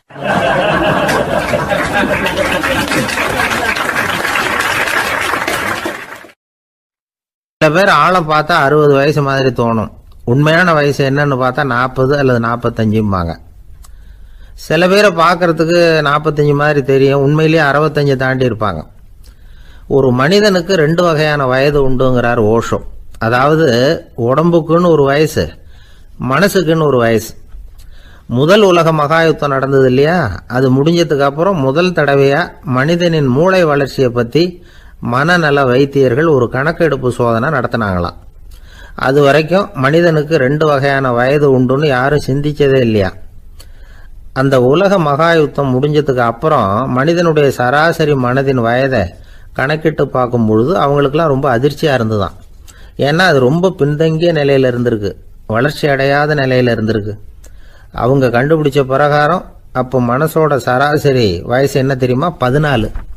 அப்படின்னா பார்த்துங்க, உடல் ரீதியாக ஒருத்தரோட வயசு 70 கூட இருக்கலாம், ஆனால் மனசோட வயசு 14 தான். இதுக்கு நேர்மாறாக அமைஞ்சு போச்சுன்னு வச்சுங்க. அதாவது ஒருத்தருக்கு உண்மையிலேயே 14 வயசு, அதாவது உடலோட வயசு 14, அவரோட மனசின் வயசு 70ன்னு வச்சுக்கோங்க. இப்படி அமைஞ்சுட்டுதுன்னா அவர் சீக்கிரம் ஞானத்தன்மை அடைஞ்சிருவார் அப்படின்னு அர்த்தம். இப்போ நமக்கெல்லாம் உடம்போட வயசு மனசோட வயசு ரெண்டும் ஒன்றா இருந்துட்டா அதுவே போதும், அதுவே பெரிய விஷயம். இப்போ எமர்சன் கிட்ட போய் ஒருத்தர் கேட்டாராம், உங்கள் வயசு என்ன அப்படின்னு. அவர் உடனே பதில் சொல்லியிருக்கார், 360 வருஷம் அப்படின்னாராம். கேட்டவர் குழம்பி போயிட்டார். அவர் என்ன சொல்கிறாரு, 360 வயசா? என்ன நம்ம காதில் தான் சரியாக விழலையா? எமர்சன் எப்பவும் உண்மையை பேசுகிற ஒரு சிறந்த அறிவாளி, அவர் இப்படிலாம் பொய் சொல்ல மாட்டாரே அப்படின்னு ஒரு யோசனை பண்ணிக்கிட்டே இவர் மறுபடியும் அவர் கிட்ட போனாராம். ஐயா, நீங்கள் சொன்னது சரியாக என் காதில் விழலை, அதனால் மறுபடியும் கேட்குறேன், உங்கள் வயசு என்ன அப்படின்னாராம். எமர்சன் மறுபடியும் சொல்லியிருக்கிறார், 360 வருஷம்னு. வந்தவருக்கு உண்மையிலேயே அதிர்ச்சியாக போட்டுது. அதுக்கப்புறம் மெதுவாக ஆரம்பித்தாராம், ஐயா நீங்கள் சொல்கிறத என்னால் ஏற்றுக்க முடியாது. எப்படி பார்த்தாலும் இப்போ உங்களுக்கு வயசு ஒரு 60க்கு மேலே இருக்காதுன்னு நினைக்கிறேன் அப்படின்னாராம். நீங்கள் சொல்கிறது சரிதான், அது என் உடம்போட வயசுன்னாராம் எமர்சன். அப்படின்னா ஏற்கனவே நீங்கள் சொன்னது அப்படின்னு கேட்டிருக்காரு, அது என் மனசோட வயசு அப்படின்னாராம். நம்மளை பொறுத்த வரைக்கும் அறிவு தூசு படிஞ்சிருக்கு, அது மாதிரியே அன்பும் மாசுபட்டிருக்கு. இது ரெண்டையும் சுத்தம் பண்ண வேண்டியிருக்குது. அப்போ தான் நாம் சரியான வயசில் வாழ முடியும். ஒரு ஆசாமி இருக்கிறார், அவருக்கு உடம்போட வயசு அதிகம், மனசோட வயசு ரொம்ப குறைச்சல், குழந்தை மாதிரி. அவர் ஒரு ஆஸ்பத்திரியில் படுத்திருக்கிறார். நர்சம்மா எல்லாருக்கும் மருந்து கொடுத்துட்டு போகிறாங்க. கொஞ்ச நேரம் கழித்து திரும்பி வந்தாங்க. அப்போ இவர் அந்த அம்மாவை கூப்பிட்டு சொல்கிறார், இதை பாருங்கள் சிஸ்டர், நீங்கள் எல்லாருக்கும் சின்ன சின்ன மாத்திரையாக கொடுத்துட்டு எனக்கு மட்டும் நீளமான மாத்திரையாக கொடுத்துட்டீங்க. முழுங்கிறதுக்கு ரொம்ப கஷ்டமாக போச்சு. இனிமேல் எனக்கும் சின்ன மாத்திரையாக கொடுங்க சிஸ்டர் அப்படின்னாராம். அந்த அம்மா உடனே அதிர்ச்சியாகி தலையில் அடிச்சுக்கிட்டாங்களாம். நான் கஷ்டப்பட்டு மாத்திரையை முழுங்கினத்துக்கு நீங்கள் ஏமா தலையில் தட்டிக்கிறீங்க அப்படின்னு கேட்டிருக்காரு இவர். இதுக்கு அவங்க சொல்லியிருக்கிறாங்க, நான் உங்களுக்கு கொடுத்துட்டு போனது மாத்திரை இல்லைங்க, அது தெர்மாமீட்டர் அப்படின்னாங்களாம்.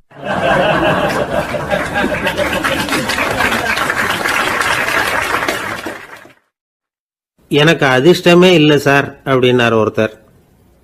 ஏன் அப்படி சொல்றீங்கன்னு கேட்டோம்.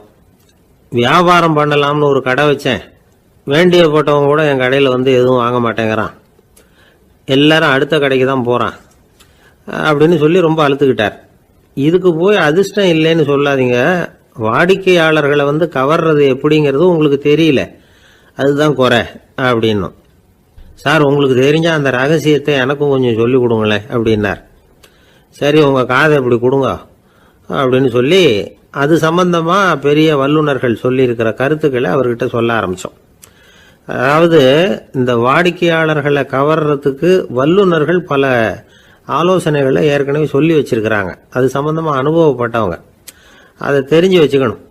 அதாவது கடை வச்சிருக்கிறவங்க எல்லாரும் இதை கொஞ்சம் காதில் வாங்கி வச்சுக்கணும். எதை இப்போ சொல்ல போகிறத எப்பவும் பணத்தை சம்பாதிக்கிறதுலேயே குறியாக இருக்கக்கூடாதான். அதை விட முக்கியமாக நீங்கள் சம்பாதிக்க வேண்டியது வாடிக்கையாளர்களுடைய மன நிறைவு. வர்றவங்க திருப்தியோடு போகணும், அது முக்கியம். அதில் கவனமாக இருக்கணும். கடைக்கு வர்ற ஒருத்தர் ஏதாவது ஒரு குறை சொல்கிறாருன்னு வச்சுங்க, அதை அலட்சியப்படுத்தக்கூடாது. ரொம்ப அக்கறையோடு அதை காது கொடுத்து கேட்கணும். அப்படியா சார், அதை நான் அவசியம் கவனிக்கிறேன் அப்படின்னு சொல்லணும். ஒருத்தர் வரார், சார் நேற்றுக்கு உங்கள் கடையில் இதை நான் வாங்கிட்டு போனேன், வீட்டில் இது வேணான்னு சொல்லிவிட்டாங்க, அது திருப்பி கொடுக்கறதுக்காக தான் வந்திருக்கிறேன் அப்படின்னு சொல்லி திருப்பி கொடுக்குறார். உடனே நீங்கள் முகம் சுளிக்கக்கூடாது, எரிச்சல் படக்கூடாது. வழக்கம் போல் நிதானமாக முகம் அலர்ச்சியோடு அதை திருப்பி வாங்கிக்கணும். இவ்வளவு ரூபாய்க்கு சாமான் வாங்கினா இந்த ஸ்பூன் அன்பளிப்பு, இப்படி ஏதாவது கொடுக்கலாம்.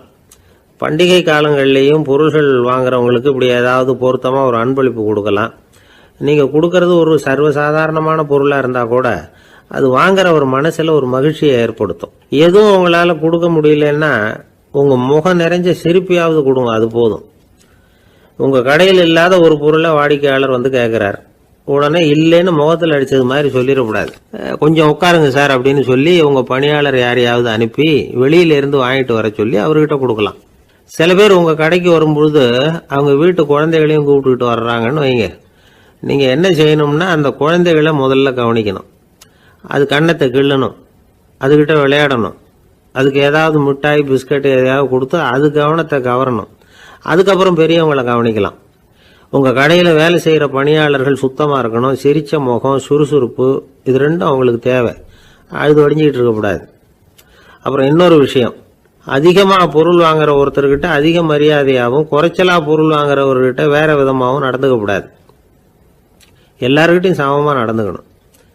5 ரூபாய்க்கு வாங்கினாலும் சரி, 500 ரூபாய்க்கு வாங்கினாலும் சரி, அவங்கக்கிட்ட நீங்கள் காட்டுற மரியாதையில் வித்தியாசம் இருக்கக்கூடாது. எல்லாத்துக்கும் மேலே உங்கள் கடையில் ஒரு பொருள் வாங்கினா அது உண்மையானதாக இருக்கும், தரமுள்ளதாக இருக்கும் அப்படிங்கிற நினைப்பு ஜனங்களுக்கு வரணும். அதனால தரமான பொருளையே நீங்கள் உங்கள் கடையில் வச்சுருக்கணும். இது வரைக்கும் நான் சொன்னதையெல்லாம் கவனத்தில் வச்சுக்கிட்டு நீங்கள் கடையை ஆரம்பிச்சிங்கன்னா வியாபாரம் பிச்சுக்கிட்டு போகும். அப்படி போகலன்னா அதுக்கப்புறம் கேளுங்க. ஏன்னா இந்த யோசனைகள்லாம் அனுபவப்பட்டவங்க சொல்லியிருக்கிற யோசனைகள்.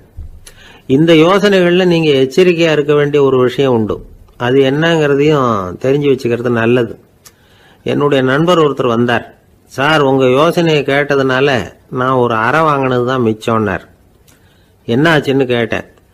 எங்கள் கடைக்கு ஒரு பெரிய அம்மா குழந்தைய தூக்கிட்டு வந்தாங்க சார். உங்கள் யோசனைப்படி அந்த குழந்தையோட கண்ணத்தை கிள்ளணும்னு முயற்சி பண்ணினேன். திடீர்னு அந்த நேரம் பார்த்து அந்த குழந்தை தலையை குனிஞ்சிக்கிட்டுது. என் கை குழந்தையோட கண்ணத்துக்கு பதிலாக அதை தூக்கிட்டு வந்தவங்க கண்ணத்தை கிள்ளிவிட்டுது. அதுதான் அப்படி ஆயிட்டுது அப்படின்னார், கண்ணத்தை தடவிக்கிட்டே.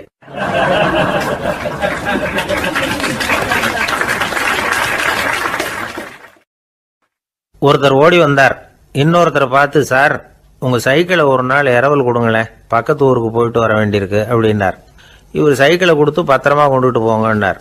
சார் இதை பத்திரமா கொண்டு போகிறேன், கவலையே வேணாம், ஏன்னா இது உங்களோட சைக்கிள் அப்படின்னு நான் நினைக்கல, என்னோட சைக்கிளாக நினைக்கிறேன் அப்படின்னார்.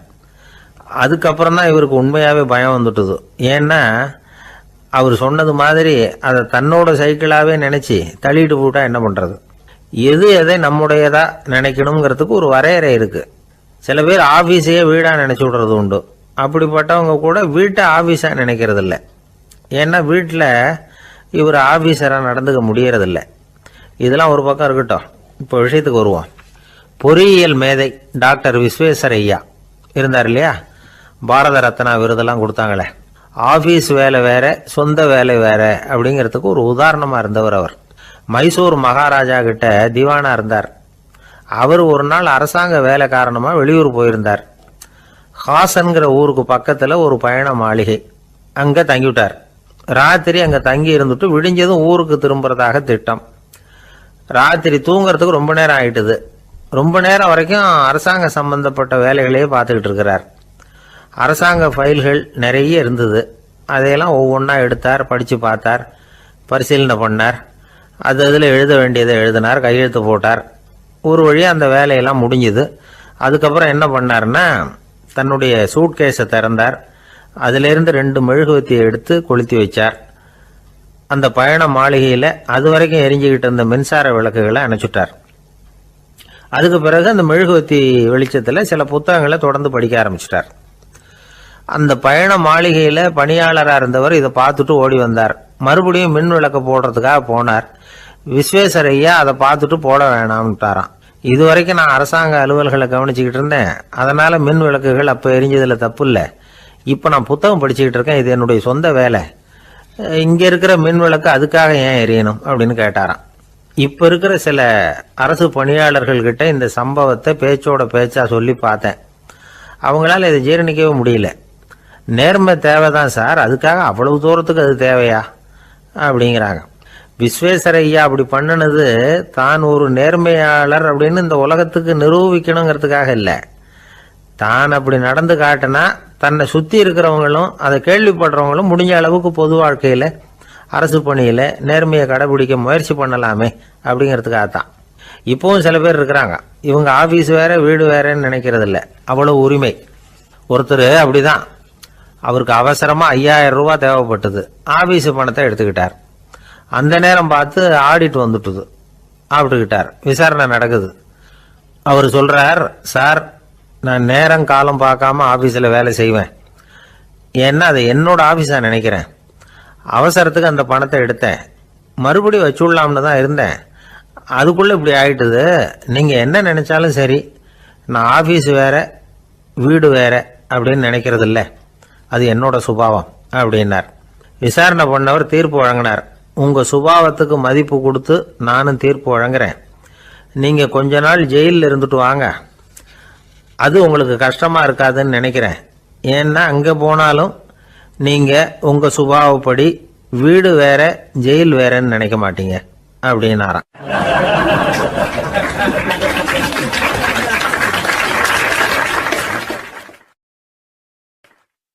திபேத் நாட்டில் புத்த மடாலயங்கள் நிறைய உண்டு. அதுக்கு ஒரு தலைமையகமும் உண்டு. அது இந்த திபேத் தலைநகரம் லாசாவில் இருக்குது. ரொம்ப காலத்துக்கு அப்பால் அதை பற்றியெல்லாம் நிறைய விவரங்கள் எழுதி வச்சிருக்கிறாங்க. அது இப்போவும் நமக்கு கிடைக்குது. அதாவது ரொம்ப தூரத்துக்கு அந்தாண்ட மலைகளுக்கு நடுவில் ஒரு கிளை மடாலயம். அந்த மடத்தின் தலைவருக்கு வயசாயிட்டு தான், அதனால் தலைமை பொறுப்பை வேற ஒருத்தர்கிட்ட ஒப்படைக்கலாம் அப்படின்னு முடிவு பண்ணாராம். உடனே ஒரு லாமாவை கூப்பிட்டார். அவர் மூலமாக தலைமை மடாலயத்துக்கு செய்தி அனுப்புனார், பொருத்தமான வாரிசு ஒருத்தரை அனுப்பி வைக்கும்படியாக. அந்த வாலிப லாமா புறப்பட்டார். காடு மேடெல்லாம் நடந்து போறார். ரொம்ப நாள் கழிச்சு தலைமை பீடத்தை அடைஞ்சார். தலைமை குரு கிட்ட விவரத்தை சொன்னார். தகுதியான ஒருத்தரை அனுப்பி வச்சா அழைச்சிட்டு போறேன் அப்படின்னார். சரி, நாளைக்கு காலையில் நீங்கள் அவங்க எல்லாரையும் அழைச்சிட்டு போகலாம்னார் அவர். அவங்க எல்லாரையுமா? அங்கே தேவைப்படுறது ஒருத்தர் தானே அப்படின்னார் இவர். ஆமான்னார். அப்புறம் ஏன் எல்லாரையும் அழைச்சிட்டு போக சொல்கிறீங்கன்னார். அது இப்போ உனக்கு புரியாது. நான் ஒரு 100 பிக்குகளை அனுப்புகிறேன், அதாவது பிட்சுகளை. அவ்வளவு பேரையும் அங்கே வச்சு சமாளிக்க முடியாது அப்படின்னார் இவர். இருந்தாலும் இப்போ அந்த தலைமை குரு என்ன சொன்னார்னா, அதை பற்றி கவலைப்படாத, நான் 100 பேரை அனுப்புகிறேன், அதில் 99 பேர் வழியிலேயே காணாமல் போடுவாங்க, ஒருத்தன் மட்டும்தான் வருவான், அவனும் அங்கே சேர்ந்துட்டானா நீ ரொம்ப கொடுத்து வச்சவன் அப்படின்னார். இவருக்கு ஒன்றும் புரியல. இருந்தாலும் மறுநாள் அந்த வாலிப லாமா 100 பேரை அழைச்சிக்கிட்டு புறப்பட்டார். போகிற வழியிலேயே பல பேர் அங்கங்கே பிச்சுக்கிட்டு போயிட்டாங்க. அவர் சொன்னது மாதிரியே வழியில் அவங்க ஊர்கள் இருந்தது தான் காரணம். அப்பா அம்மாவை பார்த்துட்டு வரேன் அப்படின்னு கொஞ்சம் பேர் போனாங்க. சொந்த பந்தத்தை பார்த்துட்டு வரேன் அப்படின்னு கொஞ்சம் பேர். ஒரு வாரம் ஆச்சு. இப்போ மிஞ்சினது 10 பேர் தான். வழியில் ஒரு நகரம், அங்கே சில பிட்சுக்கள் சந்திச்சாங்க. எங்கள் மடத்து தலைவர் இறந்துட்டார், உங்களில் யாராவது ஒருத்தர் எங்களுக்கு தலைவராக முடியுமா அப்படின்னு கேட்டாங்க. 10 பேரும் தயார். அதில் ஒருத்தரை அழைச்சிட்டு அவங்க போயிட்டாங்க. இன்னொரு ஊரில் சில பேர் வந்தாங்க, வழி மறிச்சாங்க. நில்லுங்க, எங்கள் மன்னர் மகளுக்கு திருமணம், அதை நடத்தி வைக்க 3 லாமாக்கள் தேவை அப்படின்னாங்க. இப்படி கொஞ்சம் கொஞ்சமாக எல்லாரும் காலி. கடைசியில் 2 பேரும் மிஞ்சினாங்க. அங்கே ஒரு இளம்பெண் எதிரில் வந்தா, எங்கள் அப்பா வேட்டைக்கு போயிருக்கிறாரு, இன்னும் திரும்பி வரல, வீட்டில் வேற யாரும் இல்லை, தனியாக இருக்க பயமாக இருக்கு, யாராவது ஒருத்தர் எனக்கு துணையாக இருக்கணும் அப்படின்னு கேட்டுக்கிட்டா. எங்கள் 2 பேரில் நீயே ஒருத்தரை தேர்ந்தெடுத்துக்கோ, இல்லைன்னா எங்களுக்குள்ள சண்டை வந்துடும் அப்படின்னாங்க. இப்போ மிஞ்சினவர் ஒருத்தர், அவருக்கும் ஒரு சோதனை வந்தது. ஒரு தர்க்கவாதி எதிரில் வந்தான், உன்னோட வாதம் பண்ணணும்னா. இவனோட வாதம் பண்ணுறேன், அது முடிய ரொம்ப காலம் ஆகலாம், தர்க்கத்தில் நான் ஜெயிச்சா அங்கே வரேன், இல்லைன்னா இவருடைய சீடனை ஆயிடுவேன் அப்படின்னார் அவர். கடைசியாக அழைக்க வந்த வாலிபலாமா மட்டும் வெறும் கையோடு திரும்பி போனார். அங்கே இருந்த வயசான மடாதிபதி கேட்டார், எத்தனை பேர் அங்கேருந்து புறப்பட்டீங்கன்னார். என்னையும் சேர்த்து 101ன்னார் அவர். நல்லது, நீயாவது திரும்பி வந்திய, அதுதான் எனக்கு போதும், ஏன்னா நீ தான் எனக்கு உண்மையான வாரிசு, அந்த 100 பேரில் யாரும் வரமாட்டாங்க அப்படின்னார் அவர். ஏன்னா அவருக்கு தெரியும் இவர் ஒருத்தர் தான் திரும்பி வருவாருங்கிறது. திபேத்தில் ஒரு பழங்கால பழமொழி உண்டாம், 100 பேர் செல்லலாம், எப்பொழுதாவது ஒருவன் அபூர்வமாக அடைய வேண்டிய இடத்தை அடைவான். இதுதான் அந்த பழமொழி. ஒரு உன்னதமான இலக்கை அடையணும்னா அது அவ்வளவு சுலபமான காரியம் இல்லை. இந்த காலத்து மடாலயம் ஒன்று, அதில் ஒரு தலைவர், அவருக்கு வயசாயிட்டுது, தனக்கு ஒரு வாரிசை நியமிக்கணும் அப்படின்னு ஆசைப்பட்டார். ரொம்ப கஷ்டப்பட்டு ஒருத்தரை பிடிச்சார், தனக்கு வாரிசா நியமிச்சுட்டு அவர் சமாதி ஆயிட்டார். புதுசாக பொறுப்பேற்றுக்கிட்டவர் அப்படியே உட்காந்துருந்தார். அவரை தேடிட்டு பத்திரிகை நிருபர்கள்லாம் வந்தாங்க, கேட்டாங்க. அவர் உங்கள் பொறுப்பில் அவர் பெரியவர் விட்டுட்டு போன இது எவ்வளவு சுமாராக தேரும், எவ்வளவு விட்டுட்டு போனார் அப்படின்னு கேட்டிருக்கிறாங்க. அது என்ன ஒரு 50 லட்சம் இருக்கும் அப்படின்னாராம். அவ்வளவும் பணமா அப்படின்னு கேட்டிருக்காங்க. இல்லைங்க, கடன் அப்படின்னாராம் இவர்.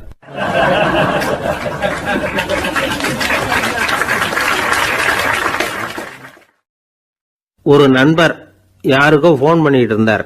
அவர் பேசி முடிச்சதும் நான் அவரை பார்த்து, இப்போ ஃபோன் பண்ணீங்களே, அந்த ஃபோன் நம்பர் என்ன அப்படின்னு கேட்டேன். அவர் தலையை சொரிஞ்சுக்கிட்டார், ஞாபகம் வரலன்னார். சரி சார், அதை விடுங்க, உங்கள் மனைவி பேர் என்ன அப்படின்னு கேட்டேன். மாலதின்னார். என்ன சார் இது வேடிக்கை, கொஞ்ச நேரத்துக்கு முன்னாடி பேசின ஃபோன் நம்பர் மறந்து போச்சு, எப்போவோ கல்யாணம் பண்ணிக்கிட்ட மனைவி பேர் மறக்கலை, அதை கரெக்டாக சொல்லிவிட்டீங்களே அப்படின்னு கேட்டேன். அவர் என்ன ஒரு மாதிரியாக பார்த்தார். அவர் அப்படி என்னை பார்த்ததில் ஒன்றும் தப்பு இல்லை, ஏன்னா நாம் எல்லாருமே அப்படித்தானே, ஒரு குறிப்பிட்ட காரியத்துக்காக தொலைபேசியில் ஒருத்தட்ட பேசுகிறோம், அதுக்கப்புறம் அந்த எண் நமக்கு அனாவசியம், அதனால் மறந்துடுறோம். இதுக்கு பேர் தான் தற்காலிக ஞாபகம். ஆனால் மனைவி பேரை மறந்துட முடியுமா? முடியாது. அது அவசியமான ஒன்று. அடிக்கடி அந்த பேரை உபயோகப்படுத்துகிறோம், அதனாலேயும் அது முக்கியங்கிறதுனாலேயும் அதை மறக்கிறது இல்லை. இதுக்கு பேர் நிரந்தர ஞாபகம். சரி, இந்த தற்காலிக ஞாபகம், நிரந்தர ஞாபகம், இது 2 ஞாபக அளவுகளையும் கட்டுப்படுத்துறது எது அப்படின்னா மூளைக்குள்ள நடக்கிற மின்சார நடவடிக்கைகள் தான். தற்காலிக ஞாபகம் ஒரு மின்னல் மாதிரி தோன்றி மறையுது. நிரந்தர ஞாபகம் ஒரு படிவம் போல மூளையில படிஞ்சுடுது. ஒரு சம்பவத்தின் பல பிரதிகள் மூளையில பல்வேறு பகுதிகளிலேயும் படியறதுனால ஒன்று மறைஞ்சாலும் மறந்தாலும் இன்னொன்று மறையறதில்ல. இப்படிப்பட்ட நிலைமையில தான் இந்த தொண்டையில இருக்கு, வாயில வரமாட்டேங்குது சார் அப்படிமா. ஒருத்தருக்கு எந்த துறையில ஆர்வமும் ஈடுபாடும் அதிகமோ அது சம்பந்தமான ஞாபக சக்தி அதிகமா இருக்கும். தொழிலை விரும்புகிற ஒரு டெலிபோன் ஆபரேட்டருக்கு எண்கள்லாம் நல்ல ஞாபகம் இருக்கும். அது மாதிரி கவிஞர்களுக்கு வார்த்தைகள் நல்ல ஞாபகத்தில் இருக்கும். இது ஒரு பக்கம் இருந்தாலும் ஒரு மூளை எண்களை விட எழுத்துக்களை விட படங்களை ரொம்ப சுலபமா ஞாபகத்தில் வச்சுக்குது. புரிஞ்சுக்கிற தன்மை, அனுபவம், புத்தி கூர்மை இது கூடி குறையிறத பொறுத்து ஞாபக சக்தியும் ஏறும் இறங்கும். இப்போ உதாரணத்துக்கு ஒரு பையனுக்கு படித்தது எதுவும் ஞாபகத்தில் இல்லைன்னா அவன் அதை சரியாக புரிஞ்சுக்கலைன்னு அர்த்தம். இந்த மறதிங்கிறது எந்த சமயத்தில் ஒரு பிரச்சனை ஆகுது தெரியுமா? உங்களுக்கு வேண்டியப்பட்ட ஒருத்தரை ஞாயிற்றுக்கிழமை சாயந்தரம் சரியாக 5 மணிக்கு கடற்கரைக்கு வர சொல்லிவிட்டு அந்த நேரத்தை மறந்துவிட்டா அது பரவாயில்ல, வர சொன்னதையே மறந்துவிட்டாதான் நிலைமை மோசம்னு அர்த்தம். இப்படி இருந்தால் இது சிகிச்சை எடுத்துக்க வேண்டிய நிலைமைங்கிறத புரிஞ்சுக்கணும். ஆமாம், இதுக்கும் மருந்து இருக்கு. ஆனால் மூளை குறிப்பிட்ட அளவுக்கு கீழே இயங்குறப்போவோ இன்னொன்று சொல்லுவாங்க, இந்த நியூரோ டிரான்ஸ்மிட்டர் அப்படின்னு சொல்லுவாங்க. அப்படிங்கிற மூளை ரசாயனம் ரொம்பவும் குறைஞ்சி போகிறப்போ மட்டும்தான் உபயோகப்படும். டாக்டர் என்ன சொல்றாங்க தெரியுமா? மூளையை பொறுத்த வரைக்கும் அதுல ஞாபக சக்தி அதிகமா உள்ள மூளை, மறதி உள்ள மூளை அப்படின்னு ஒன்றும் கிடையாது அப்படிங்கிறாங்க. நினைவு வச்சுக்கிறதுக்கு பயிற்சி அளிக்கப்பட்ட மூளை, பயிற்சியற்ற மூளை அப்படின்னு வேணும்னா சொல்லலாம் அப்படின்னு சொல்றாங்க. அதனால நம்ம ஞாபக சக்திங்கிறது நம்ம கிட்ட இருக்கிற பயிற்சி, முயற்சி இதை பொறுத்து தான் அமையும். ஒருத்தர் ஒரு பென்சிலை எங்கேயோ வச்சுக்கிட்டு தேடிக்கிட்டு இருந்தார். அப்புறம் என்னமோ தீவிரமா யோசனை பண்ணி அதை ஞாபகப்படுத்தி பார்த்துக்கிட்டு இருந்தாராம். எதிரில் உட்கார்ந்துருந்தவர் சொன்னார், பென்சிலை தானே தேடிட்டு இருக்கீங்க, அது உங்க வலது காதில் இருக்குது சார் அப்படின்னாராம் அவரு. இதுக்கு அவரு சொல்லியிருக்காரு, பென்சிலை வலது காதுல தான் வச்சிருக்கேங்கிறது எனக்கு நல்லா ஞாபகம் இருக்கு, ஆனா எது வலது காதுங்கிறது தான் மறந்து போச்சு அப்படின்னாராம். அவர் அதை தான் யோசிச்சுட்டு இருந்திருக்கிறார்.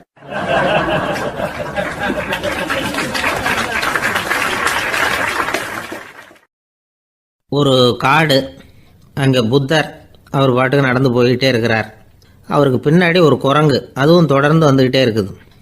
புத்தர் திரும்பி பார்த்தார். குரங்கு அப்படியே குதித்து உயர எழும்பி ஒரு கிளையில் போய் உக்காந்துது. ஏன் இப்படி பண்ணுறேன்னு கேட்டார் புத்தர்.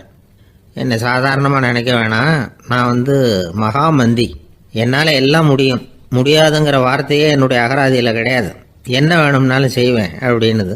அப்படின்னா ஒரு பந்தயம் வச்சுக்கலாமான்னார் இவர். ஓ வச்சுக்கலாமேன்னுது. வேற ஒன்றும் இல்லை, இப்போ நீ மேலே எழும்பி அந்த கிளையில் உட்காந்தது மாதிரி அங்கேருந்து தாவி என் உள்ளங்கையில் உட்காரணும், அவ்வளவுதான் அப்படின்னார். அப்படி உட்காந்துட்டா என்ன பரிசு அப்படின்னு கேட்டது அது. சொர்க்கத்தில் இருக்கிற மாமன்னன் மரகத சக்கரவர்த்தியை என்னோட இருக்கும்படியாக கூப்பிட்டுக்கிறேன். அந்த சமயத்தில் அவருடைய அரியணை அங்கே காலியாயிடும், நீ அதில் போய் உட்காந்துக்கலாம். பந்தயத்தில் தோத்துட்டா ஒரு கல்ப காலம் இந்த பூமியில் வாழ வேண்டியிருக்கும், அதுக்கு பிறகு தான் என்கிட்ட வர முடியும், என்ன சொல்கிற அப்படின்னார். குரங்குக்கு தாவறது ஒரு பெரிய காரியமா? இது எனக்கு ரொம்ப சாதாரண விஷயம், என்ன இப்போவே தாவட்டுமா அப்படின்னுது. சரின்னு சொல்லி உள்ளங்கையை நீட்டினார். அவருடைய கை தாமரை இலை அளவுக்கு அப்படியே விரிஞ்சுது. குரங்கு சௌகரியமாக உட்கார்றதுக்காக. குரங்கு தாவறதுக்கு தயாராச்சு. அதுக்கு முன்னாடி ஒரு சின்ன யோசனை அதுக்கு. இந்த கிளையிலேருந்து அந்த கைக்கு தாவறது எனக்கு ரொம்ப அற்பமான ஒரு வேலை, இது ரொம்ப சாதாரணம், என்னுடைய கௌரவத்துக்கு இது சரியாக இருக்காது. அதனால் நான் என்ன பண்ண போகிறேன்னா, இங்கேருந்து கிளையிலேருந்து அப்படியே உயர எழும்ப போகிறேன்.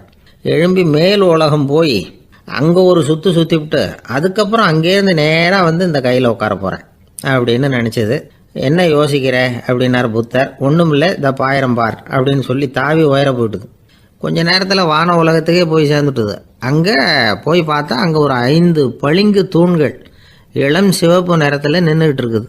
குரங்கு நினச்சிக்கிட்டுது, புத்தர்கிட்ட போய் இந்த பளிங்கு தூண்களை பார்த்தோம்னு சொன்னால் அப்படியே திகைச்சு போயிடுவார், இந்த தூணில் ஏதாவது அடையாளம் செஞ்சுட்டு போகணும் அப்படின்னு அந்த இடத்துல மிதந்துக்கிட்டே நினச்சிது. உடனே ஒரு தூணில் எழுதிச்சு. என்ன எழுதிச்சுன்னா, ஒரு மகா ஞானி இங்கே வந்துட்டு போகிறார் அப்படின்னு எழுதிச்சு. எழுதிவிட்டு அப்படியே கீழே தாவி புத்தரோட உள்ளங்கையில் உட்காந்துது. எப்படி பார்த்தீங்களா என்னுடைய வேலை?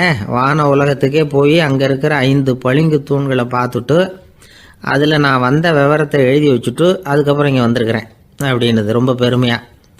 அப்படியா அப்படின்னார் புத்தர்.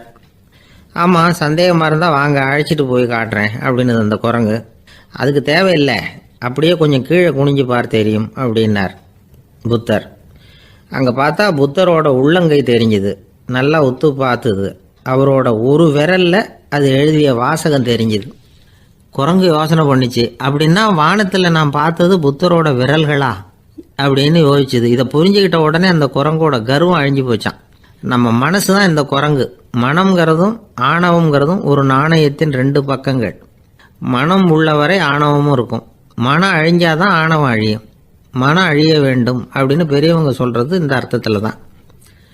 நம்ம ஆளுங்க சவால் விடுறதெல்லாம் வேறு மாதிரி. ஒருத்தன் ஒரு வாய்க்காலை தாண்டுறேன்னு பந்தயம் கட்டி தாண்ட முடியாமல் வாய்க்காலில் விழுந்து காலை உடச்சிக்கிட்டு கட்டு போட்டுக்கிட்டு வந்தான். ஏன்டா அப்படின்னு கேட்டாங்க.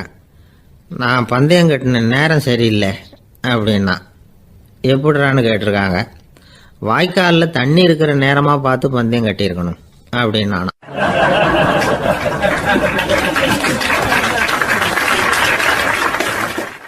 ஒருத்தர் ரொம்ப கவலையோடு உட்காந்துருந்தார். எதை பற்றி சார் கவலைப்படுறீங்கன்னு கேட்டோம். எதிர்காலத்தை பற்றி கவலைப்படுறேன்னார். ஏன்னு கேட்டோம். என்ன பண்ணுறதுன்னே தெரியல சார், எதிர்காலம் ஒரே இருட்டாக இருக்குது, பாதையே புரியலன்னார். இன்னைக்கு நம்ம இளைஞர்கள் பல பேருக்கு எதிர்காலம் இருட்டாக தான் தெரியுது. அவங்கெல்லாம் இந்த கதையை கொஞ்சம் கேட்கணும். ஒரு மலை அடிவாரத்தில் ஒரு சின்ன கிராமம்.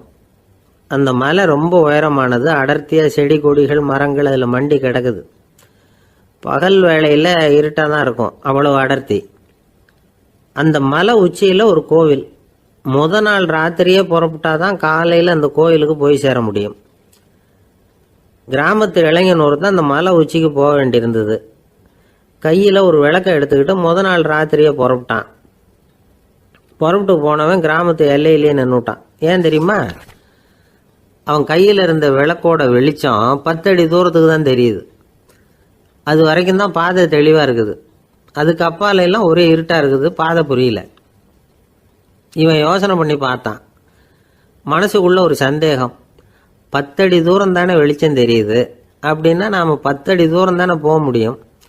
அதுக்கு அந்தாண்ட ஒரே இருட்டாக இருக்குதே, அதில் எப்படி நாம் நடந்து போகிறது? நாம் ரொம்ப தூரம் நடந்து போய் ஆகணுமே. அப்படிப்பட்ட நினப்பெல்லாம் அவனுக்கு வந்துட்டுது. இதுதான் அவன் மனசில் ஏற்பட்ட தயக்கம். இப்படி யோசிச்சுக்கிட்டே அந்த இளம் ஆசாமி புறப்பட்ட இடத்துலயே நின்றுக்கிட்டு இருக்கிறான். அந்த சமயத்தில் ஒரு வயசான பெரியவர் அந்த பக்கமாக வந்தார்.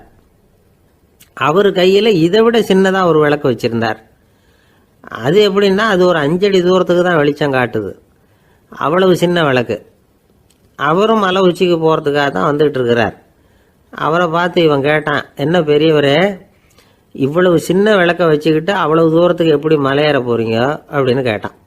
நீ ஏன் இப்படி தயங்கிட்டே நிற்கிறேன்னு கேட்டார் பெரியவர். என்கிட்ட இருக்கிற விளக்கு 10 அடி தூரத்துக்கு தான் பாதையை காட்டுதுன்னா. இப்போ பெரியவர் சொன்னார், தம்பி, உன் கையில் இருக்கிற விளக்கு கொடுக்குற வெளிச்சத்தை வச்சு நீ முதல்ல 10 அடி தூரம் முன்னாடி போ. 10வது அடியில் போய் நின்றுக்கிட்டு பாரு. மறுபடியும் ஒரு 10 அடி தூரத்துக்கு பாதை தெரியும். இப்படி உன் கையில் இருக்கிற விளக்கு தொடர்ந்து வெளிச்சம் காட்டிக்கிட்டே இருக்கும். நீ முன்னேற முன்னேற அந்த வெளிச்சமும் முன்னேறும். அதனால் எத்தனை கிலோமீட்டர் தூரம் வேணும்னாலும் நீ இந்த 10 அடி தூரம் வெளிச்சத்தை வச்சுக்கிட்டே நீ போயிடலாம், புறப்படு அப்படின்னார். இப்போ தான் அந்த பெரியவர் சொன்னது இளைஞனுக்கு பளிச்சுன்னு புரிஞ்சுதான். உடனே உற்சாகமாக புறப்பட்டான், உச்சிக்கு போய் சேர்ந்தான். இந்த கதையிலேருந்து நாம் புரிஞ்சிக்க வேண்டியது என்ன தெரியுமா? நீண்ட கால திட்டம் ஒன்று போடும் பொழுது நமக்கு முன்னாடி இருக்கிறத மறந்துட்டு மனசை போட்டு குழப்பிக்க கூடாது. உங்கள் கையில் என்ன இருக்கோ அதுலேயே உங்கள் எதிர்காலம் மறைஞ்சிருக்குது. கண் முன்னாடி தெரியறத வச்சு ஆரம்பிங்க, போக போக வழி தானாக புலப்படும் அப்படிங்கிறார் ஒரு பெரியவர். பெரிய பயணங்களையெல்லாம் இப்படி தான் நடத்த வேண்டியிருக்கும். ஒவ்வொரு அடியாக எடுத்து வச்சா ஓடி போய் சேர்ந்து விடலாம். மலைச்சி போய் நின்றுட்டா நின்றுக்கிட்டே இருக்க வேண்டியது தான்.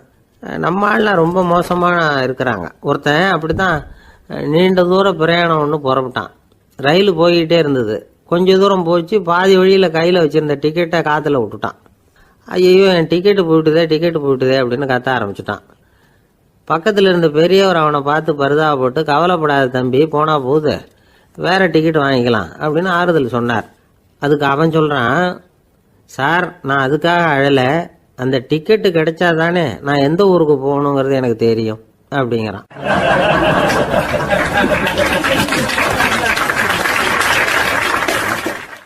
ஒரு ஊரில் ஒரு ஆள் இருந்தான். அவனுக்கு ஒரே ஒரு மகள்.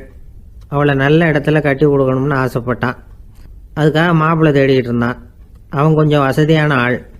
அதனால் நிறைய பேர் வந்தாங்க. இருந்தாலும் ஒரு நல்ல குணமுள்ள மாப்பிள்ளையாக இருக்கணும் அவன் எதிர்பார்த்தான். அப்படி இருக்கணும்னு தொடர்ந்து முயற்சி பண்ணான். கடைசியாக ஒரு 3 பேர் கிடைச்சாங்க.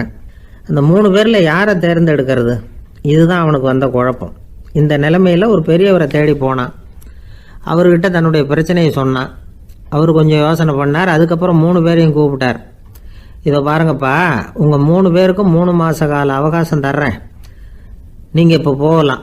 3 மாதம் கழித்து திரும்பி வரலாம்.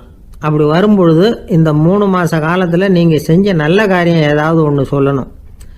அதை வச்சு உங்களில் ஒருத்தரை நாங்கள் தேர்ந்தெடுத்துக்கிறோம் அப்படின்னு சொன்னாராம்.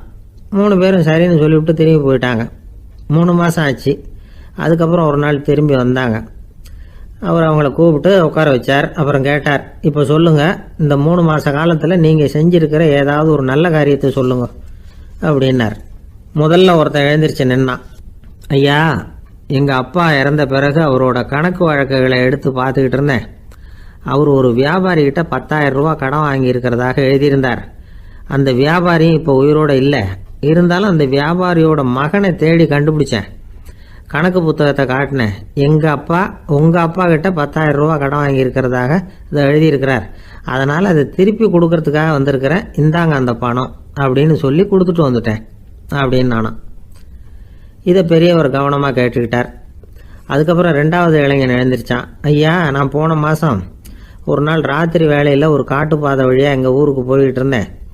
அந்த சமயத்தில் அந்த வழியாக வந்துக்கிட்டு இருந்த ஒரு வழிப்போக்கர்கிட்ட 4-5 திருடர்கள் வம்பு வளர்த்து அவர்கிட்ட இருந்த பொருளை எல்லாம் கொள்ளையடிச்சிக்கிட்டு இருந்தாங்க. நான் உடனே ஒரு குச்சியை எடுத்துகிட்டு ஓடினேன். அந்த திருடர்களை அடித்து விரட்டினேன். பொருளையெல்லாம் மீட்டு அந்த வழிப்போக்கர்கிட்ட ஒப்படைச்சேன். அவரை பத்திரமா அழைச்சிட்டு போய் அவர் வீட்டில் விட்டுட்டு வந்தேன் அப்படின்னு நானும். இதையும் பெரியவர் கவனமாக கேட்டுக்கிட்டார். அடுத்தபடியாக 3வது இளைஞன் எழுந்திருச்சான். ஐயா, போன மாதம் ஒரு நாள் நான் ஒரு மலைப்பாதை வழியாக போய்கிட்டு இருந்தேன். மலைப்பாதை விளிம்பில் ஒரு மதகு கட்டை, அது மேலே ஒரு ஆள் படுத்து தூங்கிட்டு இருந்தான்.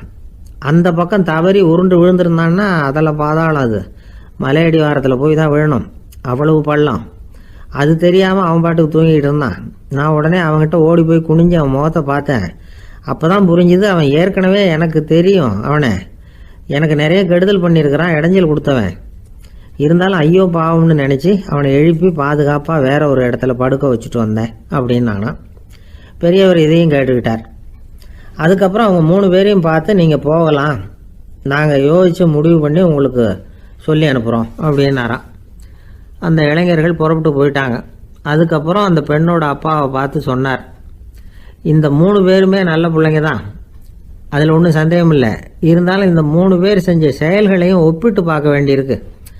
முதல் இளைஞன் நேர்மைக்கு எடுத்துக்காட்டாக விளங்குறான். இந்த காலத்தில் இது மாதிரி இளைஞர்களை பார்க்கறது ரொம்ப கஷ்டம்தான். இருந்தாலும் அவன் கடமையை தான் செஞ்சான். 2வது இளைஞன் நல்ல வீரன், தைரியசாலி. ஒரு வீரன் எதை செய்யணுமோ அதைத்தான் இவன் செஞ்சான். இவன் ஒரு லட்சிய மனிதன். 3வது இளைஞன் தன்னுடைய பகைவனுக்கே உதவி செஞ்சிருக்கான். அவன் உயிரை காப்பாற்றியிருக்கிறான். பகைவனுக்கு அருள்வதுங்கிறது ஒரு சாதாரண மனுஷனால் செய்யக்கூடிய காரியம் இல்லை. பகையை மறக்கிறதும் பகைவனுக்கு அருள்வதும் தெய்வீக பண்புகள். அதனால் இவனையே உன்னுடைய மகளுக்கு ஏற்ற மாப்பிள்ளையா தேர்ந்தெடுக்கலாம் அப்படின்னு சொன்னாங்களாம். ஒரு நல்ல நாளில் அவங்களுக்கு திருமணம் நல்ல விதமாக நடந்து முடிஞ்சுதான். இது சுவாமி சின்மயானந்தர் சொல்லியிருக்கிற ஒரு கதை. இதிலேருந்து நாம் புரிந்து கொள்ள வேண்டிய ஒரு கருத்து, நமக்கு கெடுதல் பண்ணவங்களுக்கும் நாம் நல்லது செய்யணும். ஆனால் நடைமுறையில் அப்படி நம்மளால் செய்ய முடியறதில்ல. அதுதான் சிக்கல். நம்மால் ஒருத்தங்கிட்ட கேட்டேன், ஏண்டா உன்னுடைய பகைவன் ஒருத்தன் அது மாதிரி ஒரு மலைப்பாதை மதகு கட்டையில் படுத்திருந்தா உடனே நீ என்ன நினைப்ப அப்படின்னு கேட்டோம். இது ஒரு அருமையான சந்தர்ப்பம்னு நினைப்பேன் அப்படின்னா. எதுக்குன்னு கேட்டோம். அவனை அந்த பக்கமாக உருட்டி கீழே தள்ளுறதுக்கு அப்படின்னா.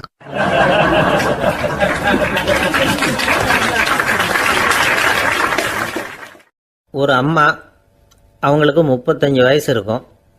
குடும்பத்தில் எந்த கஷ்டமும் இல்லை. இருந்தாலும் காரணம் இல்லாமல் பிள்ளைங்க பேரில் கோவப்படுறது, எரிஞ்சு விடுறது அவங்க வழக்கம். பிள்ளைங்க அழும். உடனே அவங்க மனசும் சங்கடப்படும். இன்னொரு அம்மா, நல்ல வேலையில் இருக்கிறவங்க, வாரத்துக்கு ஒரு தடவையாவது தலைவலி வந்துடும். இவங்களுக்கெல்லாம் உடம்புல எந்த கோளாறும் இல்லை, மனசு மட்டும் சரியாக இருக்காது. தூக்க மாத்திரை கையில் வச்சுருப்பாங்க. 30-35 வயசுடைய பெண்களுக்கு சர்வசாதாரணமாக காணப்படுகிற மனக்கோளாறு இது. இதுக்கு பேர் மனவாட்டம், டிப்ரெஷன், மனமடிவு அப்படின்னு சொல்லலாம். இந்த நோய்க்கு அறிகுறி என்ன தெரியுமா? மனசில் வருத்தமான உணர்வு இருக்கும். அடிக்கடி அழலாம் போல தோணும். முன்னால எல்லாம் எந்தெந்த செயலில் ஆர்வம் இருந்ததோ அதெல்லாம் குறைஞ்சிரும், அல்லது சுத்தமாகவே ஆர்வம் இல்லாமல் போயிடும்.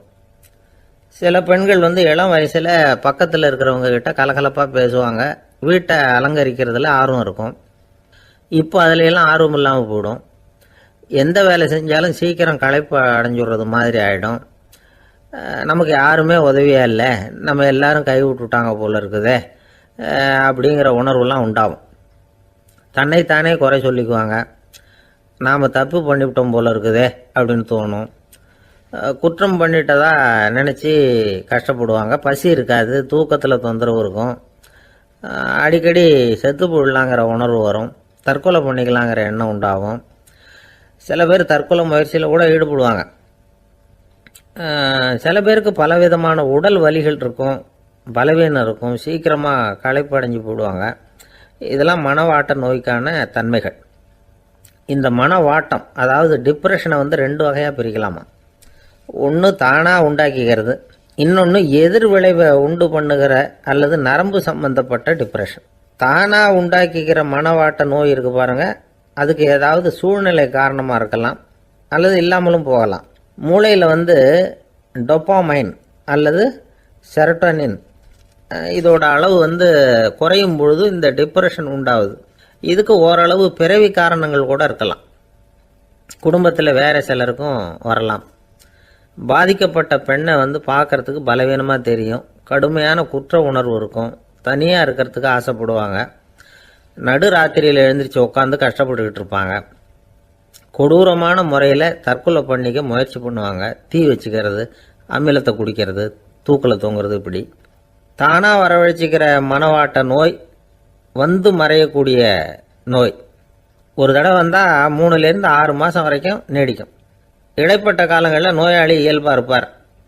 எதிர் விளைவை உண்டு பண்ணுகிற அல்லது நரம்பு சம்பந்தப்பட்ட மனவாட்ட நோய் எப்படின்னா, கணவன் மனைவி மாமியார் மருமகள் இப்படிப்பட்ட உறவு முறை பிரச்சனைகள், தோல்விகள், எரிச்சல்கள், ஆபீஸ் பிரச்சனை, இப்படிப்பட்ட சூழ்நிலையால் உண்டாகிறது. எல்லாத்துக்கும் மருந்து இருக்குது, மார்க்கம் இருக்குது, கவலைப்பட வேண்டியதில்லை, தைரியமாக இருக்கணும். உளவியல் மருத்துவம் இதுக்கு ரொம்ப உபயோகமாக இருக்கும். சில பெண்களை பாருங்கள், அவங்க எதுக்கும் அலட்டிக்கிறது இல்லை. ஒரு அம்மா அப்படி தான் தன்னுடைய கணவனை அழைச்சிக்கிட்டு ஒரு மனநோய் மருத்துவர்கிட்ட வந்தாங்க. டாக்டர், எங்கள் வீட்டுக்காரர் திடீர்னு ஒரு மாதிரி ஆயிட்டார், வித்தியாசமாக நடந்துகிறார். எப்படின்னா, இவர் தன்னையே ஒரு ஒட்டடை பூச்சியாக நினச்சிக்கிட்டு இருக்கிறார். அப்படி நினச்சிக்கிட்டு தன்னுடைய தலையாலேயே வீட்டில் உள்ள ஒட்டடையெல்லாம் தொடச்சிக்கிட்டு இருக்கிறார் அப்படின்னாங்க. எவ்வளவு நாளாக அப்படி இருக்குதுன்னு கேட்டார் டாக்டர். 1 வாரமாக அப்படி இருக்குது அப்படின்னாங்க அந்த அம்மா. அப்படின்னா முன்னாடியே ஏன் அழைச்சிட்டு வரல அப்படின்னு கேட்டார் டாக்டர். வீடு பூரா சுத்தமாகட்டுமேனு பார்த்துக்கிட்டு இருந்தேன் டாக்டர் அப்படின்னாங்களாம் அந்த அம்மா.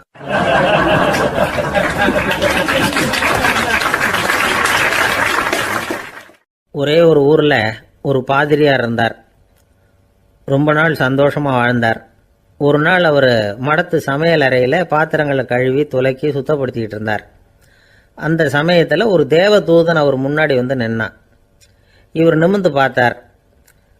ஆண்டவர் என்னை வந்து உங்ககிட்ட அனுப்பியிருக்கிறார், பரலோகத்தில் வாசம் செய்யறதுக்கு உங்களுக்கு நேரம் வந்துட்டுது அப்படின்னு அந்த ஆள்.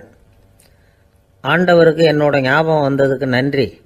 ஆனாலும் இப்போ இங்கே நீயே பாரு, எவ்வளவு பாண்டங்கள் பாக்கி இருக்கு, இவ்வளவையும் நான் வந்து சுத்தப்படுத்த வேண்டியிருக்கு. நான் வந்து நன்றி கெட்டவனாக இருக்க விரும்பலை. இந்த பணியை முடிக்கிற வரைக்கும் என்னுடைய பரலோக வாழ்வை தள்ளி வைக்க முடியுமா? நீ என்ன நினைக்கிற அப்படின்னு கேட்டார். தேவதூதன் தனக்கே உரிய விவேகத்தோட அன்போட பாதிரியாரை பார்த்தான். சரி, என்ன செய்யலாம்ங்கிறத அப்புறம் சொல்கிறேன் அப்படின்னு சொல்லிவிட்டு புறப்பட்டு போயிட்டான்.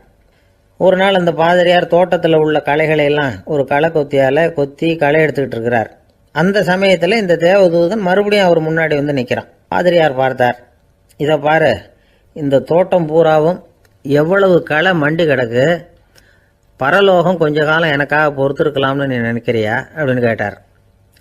தேவதூதன் சிரிச்சுக்கிட்டே மறுபடியும் மறைஞ்சிட்டான். மறுபடியும் அவர் களை எடுக்கிறது, தானிய களஞ்சியத்துக்கு வர்ணம் பூசுறது, இப்படிப்பட்ட வேலைகளில் ஈடுபட்டிருக்கார். இன்னொரு நாள் ஒரு மருத்துவமனையில் நோயாளிகளை கவனிச்சுக்கிட்டு ரொம்ப தீவிரமாக இருக்கிறார் அந்த பாதிரியார். ஒரு நோயாளியோட தாகத்துக்கு தண்ணீர் கொடுத்துட்டு நிமிர்ந்து பார்க்குறப்போ தேவதூதன் மறுபடியும் அவர் முன்னாடி வந்து நிற்கிறான். இந்த தடவை பாதிரியார் தன்னலமற்றவராக பேரன்பை காட்டக்கூடிய வகையில் தன்னுடைய 2 கைகளையும் உயர்த்தியபடி தேவதூதனின் கவனத்தை வந்து பிணியால் வாடக்கூடிய நோயாளிகளின் பக்கம் திருப்பினாராம்.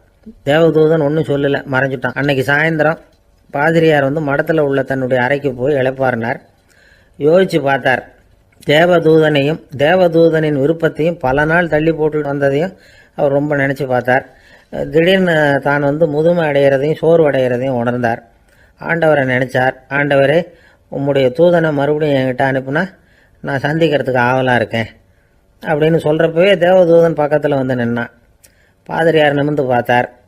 நீ இப்போவே என்னை அழைச்சிக்கிட்டு போக விரும்பினா நான் பரலோகத்துக்கு வர்றதுக்கு தயாராக இருக்கேன்னார். தேவதூதன் அந்த பாதிரியாரை அன்போடவும் விவேகத்தோடவும் பார்த்து, நீங்கள் வந்து என் கூட பரலோகத்துக்கு வர்ற தயாராக இருக்கிறதா சொல்கிறீங்க, ஆனால் நீங்கள் இது வரைக்கும் வேற எங்கே இருந்ததா நினைக்கிறீங்க அப்படின்னு நானும். அப்படின்னா இது வரைக்கும் இருந்த இடம் தான் பரலோகம் அப்படிங்கிறத உணர்த்தியிருக்கிறான். பரலோகம்னா என்னன்னு புரிஞ்சுக்கிறதுக்கு இந்த சம்பவம் நமக்கு உதவியாக இருக்குது. தொண்டு செய்கிறத விட பெரிய செயல் வேற எதுவும் இருக்க முடியாது. அது நம்ம மனசுக்கு கொடுக்குற சுகத்தை வேற எதுவும் கொடுக்க முடியாது. நாம் தொண்டு செய்கிற இடம் தான் அந்த புண்ணிய இடம். ஆனால் இந்த காலத்துல எல்லாம் நாம் தொண்டு செய்யணும்னு நினச்சி ஏதாவது ஆரம்பித்தா கூட அதை ஒரு மாதிரியாக சுற்றி நின்று வேடிக்கை பார்க்க ஆரம்பிச்சிடுறாங்க. ஒரு பெரியவர் அப்படித்தான் ஒரு தொண்டு செஞ்சுக்கிட்டு இருந்தார். ஒரு கோவில் கட்டிக்கிட்டு இருந்தாங்க. அதில் ஒரு இடத்துல ஒரு பலகையை வச்சு ஆணி அடிக்கிற வேலையை செஞ்சுக்கிட்டு இருந்தார் அந்த பெரியவர். ஒரு சின்ன பையன் அதை ரொம்ப ஊக்கமாக அக்கறையாக கவனிச்சுக்கிட்டு இருந்தான். பெரியவர் இதை கவனித்தார். என்னப்பா பார்க்குற, உனக்கும் இது மாதிரி தொண்டு செய்யணும்னு ஆசையாக இருக்கா அப்படின்னு கேட்டார். அதுக்கு அந்த பையன் சொல்கிறான், அப்படி இல்லைங்க, நீங்கள் ஆணி அடிக்கிறப்போ கையில் சுத்தியால் அடிச்சுக்கிட்டா எப்படி துடிப்பீங்க எப்படி கத்துவீங்கன்னு தெரிஞ்சுக்கிறதுக்காக அதை பார்க்கணும்னு ஆசை, அதுக்காக தான் காத்துக்கிட்டு இருக்கேன் அப்படின்னு நானும்.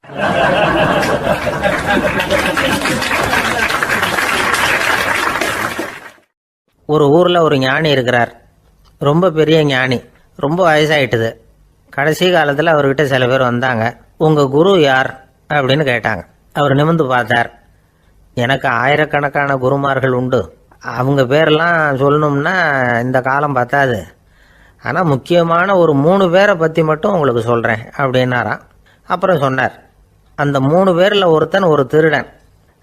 ஒரு சமயம் ஒரு பாலைவனம் வழியாக நான் போய்கிட்டு இருந்தேன். அப்போது வழி தவறி போய் ஒரு கிராமத்துக்கு போயிட்டேன். அது இருட்டு நேரம், நடு ராத்திரி, ஊரே உறங்கி போச்சு. அந்த நேரத்தில் ஒரு ஆள் மட்டும் ஒரு வீட்டு சுவத்தில் ஏதோ பண்ணி உள்ளே நுழையிறதுக்கு முயற்சி பண்ணிகிட்டு இருக்கிறான். அவங்கிட்ட போய் நான் இன்னைக்கு இங்கே எங்கே தங்க முடியும் அப்படின்னு கேட்டேன். அதுக்கு அவன், இந்த ராத்திரி வேளையில் அது ரொம்ப சிரமம், ஒரு திருடனோட உங்களால் தங்க முடியும்னா நீங்கள் என்னோட தங்கலாம் அப்படின்னா. நான் அவங்க கூட 1 மாதம் தங்கியிருந்தேன். ஒவ்வொரு நாள் ராத்திரியும் இப்போ நான் என்னுடைய வேலைக்கு போகிறேன், நீங்கள் ஓய்வு எடுத்துக்கோங்க அப்படின்னு சொல்லிவிட்டு போவான். அவன் திரும்பி வந்த உடனே உனக்கு ஏதாவது கிடைச்சிதான்னு நான் கேட்பேன். அதுக்கு அவன், இன்னைக்கு ராத்திரி ஒன்றும் இல்லை, நாளைக்கு மறுபடியும் முயற்சி பண்ணுவேன் அப்படின்பா. எப்பவும் அவன் நம்பிக்கை இழந்ததே கிடையாது, எப்பவும் சந்தோஷமாகவே இருப்பான். நானும் ரொம்ப காலமாக தியானம் பண்ணிக்கிட்டே இருந்தேன், ஒன்றுமே நடக்கலை. ஆனால் நான் என்ன பண்ணேன் தெரியுமா, மனசு வருத்தப்படும், நம்பிக்கை இழந்துருவேன்.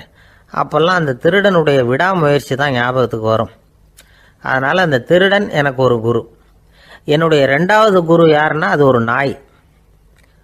இது எப்படின்னா, ஒரு சமயம் எனக்கு ரொம்ப தாகமாக இருந்தது.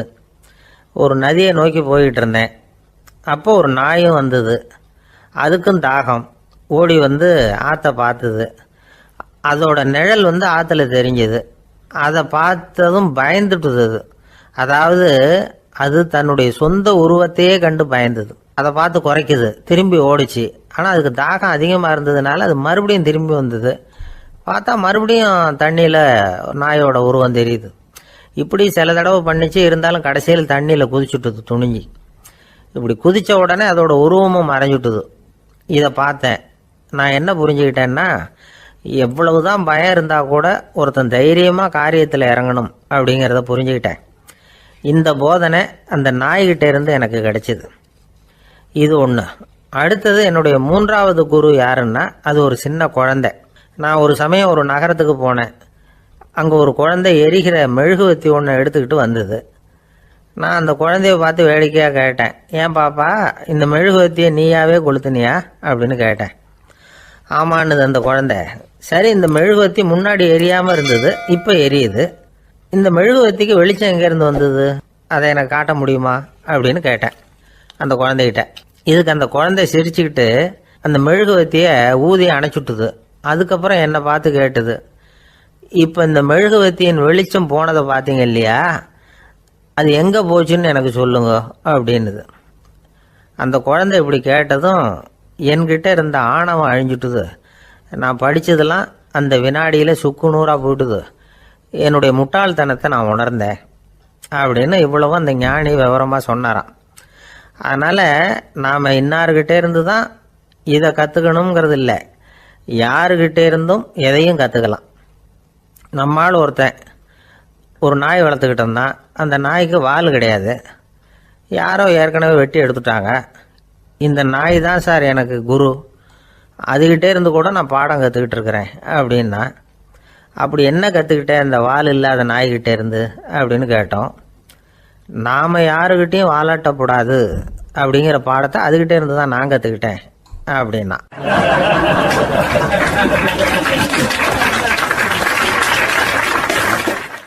ஒருத்தர் சிகரெட்டும் கையுமா வந்தார். சார், இந்த புகைப்பிடிக்கிற பழக்கத்தை நிறுத்தி போடணும்னு தான் பார்க்குறேன், முடியலன்னார். புகைப்பிடிக்கிறத நிறுத்துறது ரொம்ப சுலபம் சார் அப்படின்னார் இன்னொருத்தர். எப்படி சொல்கிறீங்கன்னு கேட்டார் அவர். நான் கூட ஏற்கனவே 10 தடவை அந்த பழக்கத்தை நிறுத்தி இருக்கிறேன் சார் அப்படின்னார் இவர். இதுலேருந்து என்ன தெரியுது? புகைப்பழக்கத்தை திடீர்னு விட்டு விடுறதுங்கிறது ரொம்ப கஷ்டம்னு தெரியுது. இருந்தாலும் இது சம்பந்தமான ஆராய்ச்சி, அனுபவம், இது ரெண்டையும் அடிப்படையாக வச்சு சில வழிமுறைகளை சொல்கிறாங்க. அதாவது புகைப்பிடிக்கிறத நிறுத்துறதுக்கு 10 வழிகள் உண்டு அப்படின்னு சொல்கிறாங்க. அது என்னங்கிறத தெரிஞ்சுக்கிட்டா உபயோகப்படுதான்னு பார்க்கலாமே. முதல் கருத்து என்னன்னா, கொஞ்ச நாளைக்கு புகைப்பிடிக்கிற நண்பர்களை விட்டு விலகி இருக்கணும். இதனால் புகைப்பிடிக்கிற ஆசை குறையும். அந்த பழக்கத்தை மறுபடியும் ஆரம்பிக்கப்படாதுங்கிற எண்ணம் உறுதிப்படும். ரெண்டாவது கருத்து, புகைப்பிடிக்கிறதை எதிர்த்து தீவிரமாக பிரச்சாரம் செய்ய ஆரம்பிச்சிடணும். அது அடுத்தவங்களுக்கும் உபயோகப்படும், உங்களுக்கும் உபயோகப்படும்.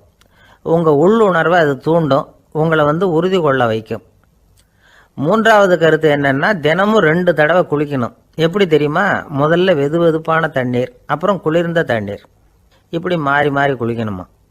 நாலாவது கருத்து, உடற்பயிற்சிகள் செய்யணும். மூச்சு வாங்குற மாதிரியான பயிற்சிகள் ரொம்ப நல்லதான். பிராணாயாமம் அப்படிங்கிற மூச்சு பயிற்சி ரொம்ப நல்லதுங்கிறாங்க. அப்புறம் 5வது கருத்து, சாப்பாடு மிதமாக இருக்கணும், சீராக இருக்கணும். பச்சை காய்கறிகள், பழங்கள் சாப்பாட்டில் சேர்த்துக்கலாம். அடிக்கடி கொஞ்சம் கொஞ்சமாக சாப்பிட்டு ரத்தத்தில் சர்க்கரையின் அளவை பராமரிக்கணும். இது நரம்புகளை அமைதிப்படுத்தும். 6வது கருத்து என்னன்னா, ரொம்ப நேரம் பசியோடு இருக்கக்கூடாது. புகைப்பிடிக்கிறத நிறுத்த முயற்சி செய்யும் பொழுது எடை குறைப்பு நடவடிக்கைகளை மேற்கொள்ளக்கூடாது. 7வது கருத்து, காப்பி, தேநீர், மதுபானம், அப்புறம் போதைப் பொருள்கள் கலந்த உணவுகள் இதெல்லாம் வேணாம். புகைப்பிடிக்கிறத அதெல்லாம் ஊக்கப்படுத்தும். கடுகு, மிளகு, அப்புறம் காரமான பொருள்களை தவிர்க்கணும். உப்பு அளவை குறைக்கணும். தினமும் 10 குவளை தண்ணீராவது குடிக்கணும். வெறும் தண்ணி புகைப்பிடிக்கிற ஆவலை தணிக்குதான். 8வது கருத்து, கையில் சிகரெட்டு, புகையில ஏதாவது இருந்தால் உடனே தூக்கி எறிஞ்சிருங்க. அது கையில் இருக்கிற வரைக்கும் புகைப்பிடிக்கிற ஆசை வந்துக்கிட்டே இருக்கும். 9வது கருத்து என்னன்னா, இறை நம்பிக்கை உள்ளவங்க புகைப்பிடிக்கிற எண்ணம் வர்றப்போவெல்லாம் பிரார்த்தனை செய்ய ஆரம்பிச்சுடலாம். 10வது கருத்து, உங்களுக்கு ரொம்பவும் வேண்டியவங்க யாரோ அவங்கக்கிட்ட எல்லாம் நீங்கள் புகைப்பிடிக்கிறத நிறுத்தி விட்டதா சொல்லிவிடுங்க. இந்த 10 வழிகளையும் கடைபிடிக்க ஆரம்பிச்சுட்டா புகைப்பிடிக்கும் பழக்கத்தை நிறுத்தி விடலாம் அப்படின்னு சொல்கிறாங்க அனுபவப்பட்டவங்க. முயற்சி பண்ணி பார்க்கலாம். ஒரு முக்கியமான இடத்துல நின்றுக்கிட்டு இருந்தார் ஒருத்தர். அங்கே இன்னொருத்தர், ஏன் சார் இந்த இடத்துல சிகரெட் பிடிக்கலாமா அப்படின்னு அனுமதி கேட்டார். இந்த இடத்துல சிகரெட் பிடிக்கக்கூடாதுங்க அப்படின்னாரு இவர். நீங்கள் இப்படி சொல்கிறீங்க, ஆனால் இந்த இடத்துல கீழே நிறைய சிகரெட் துண்டுகள் கிடக்குதே, அவங்கெல்லாம் யார்? அவங்கெல்லாம் உங்கள் மாதிரி என்கிட்ட அனுமதி கேட்காதவங்க அப்படின்னாராம் இவர்.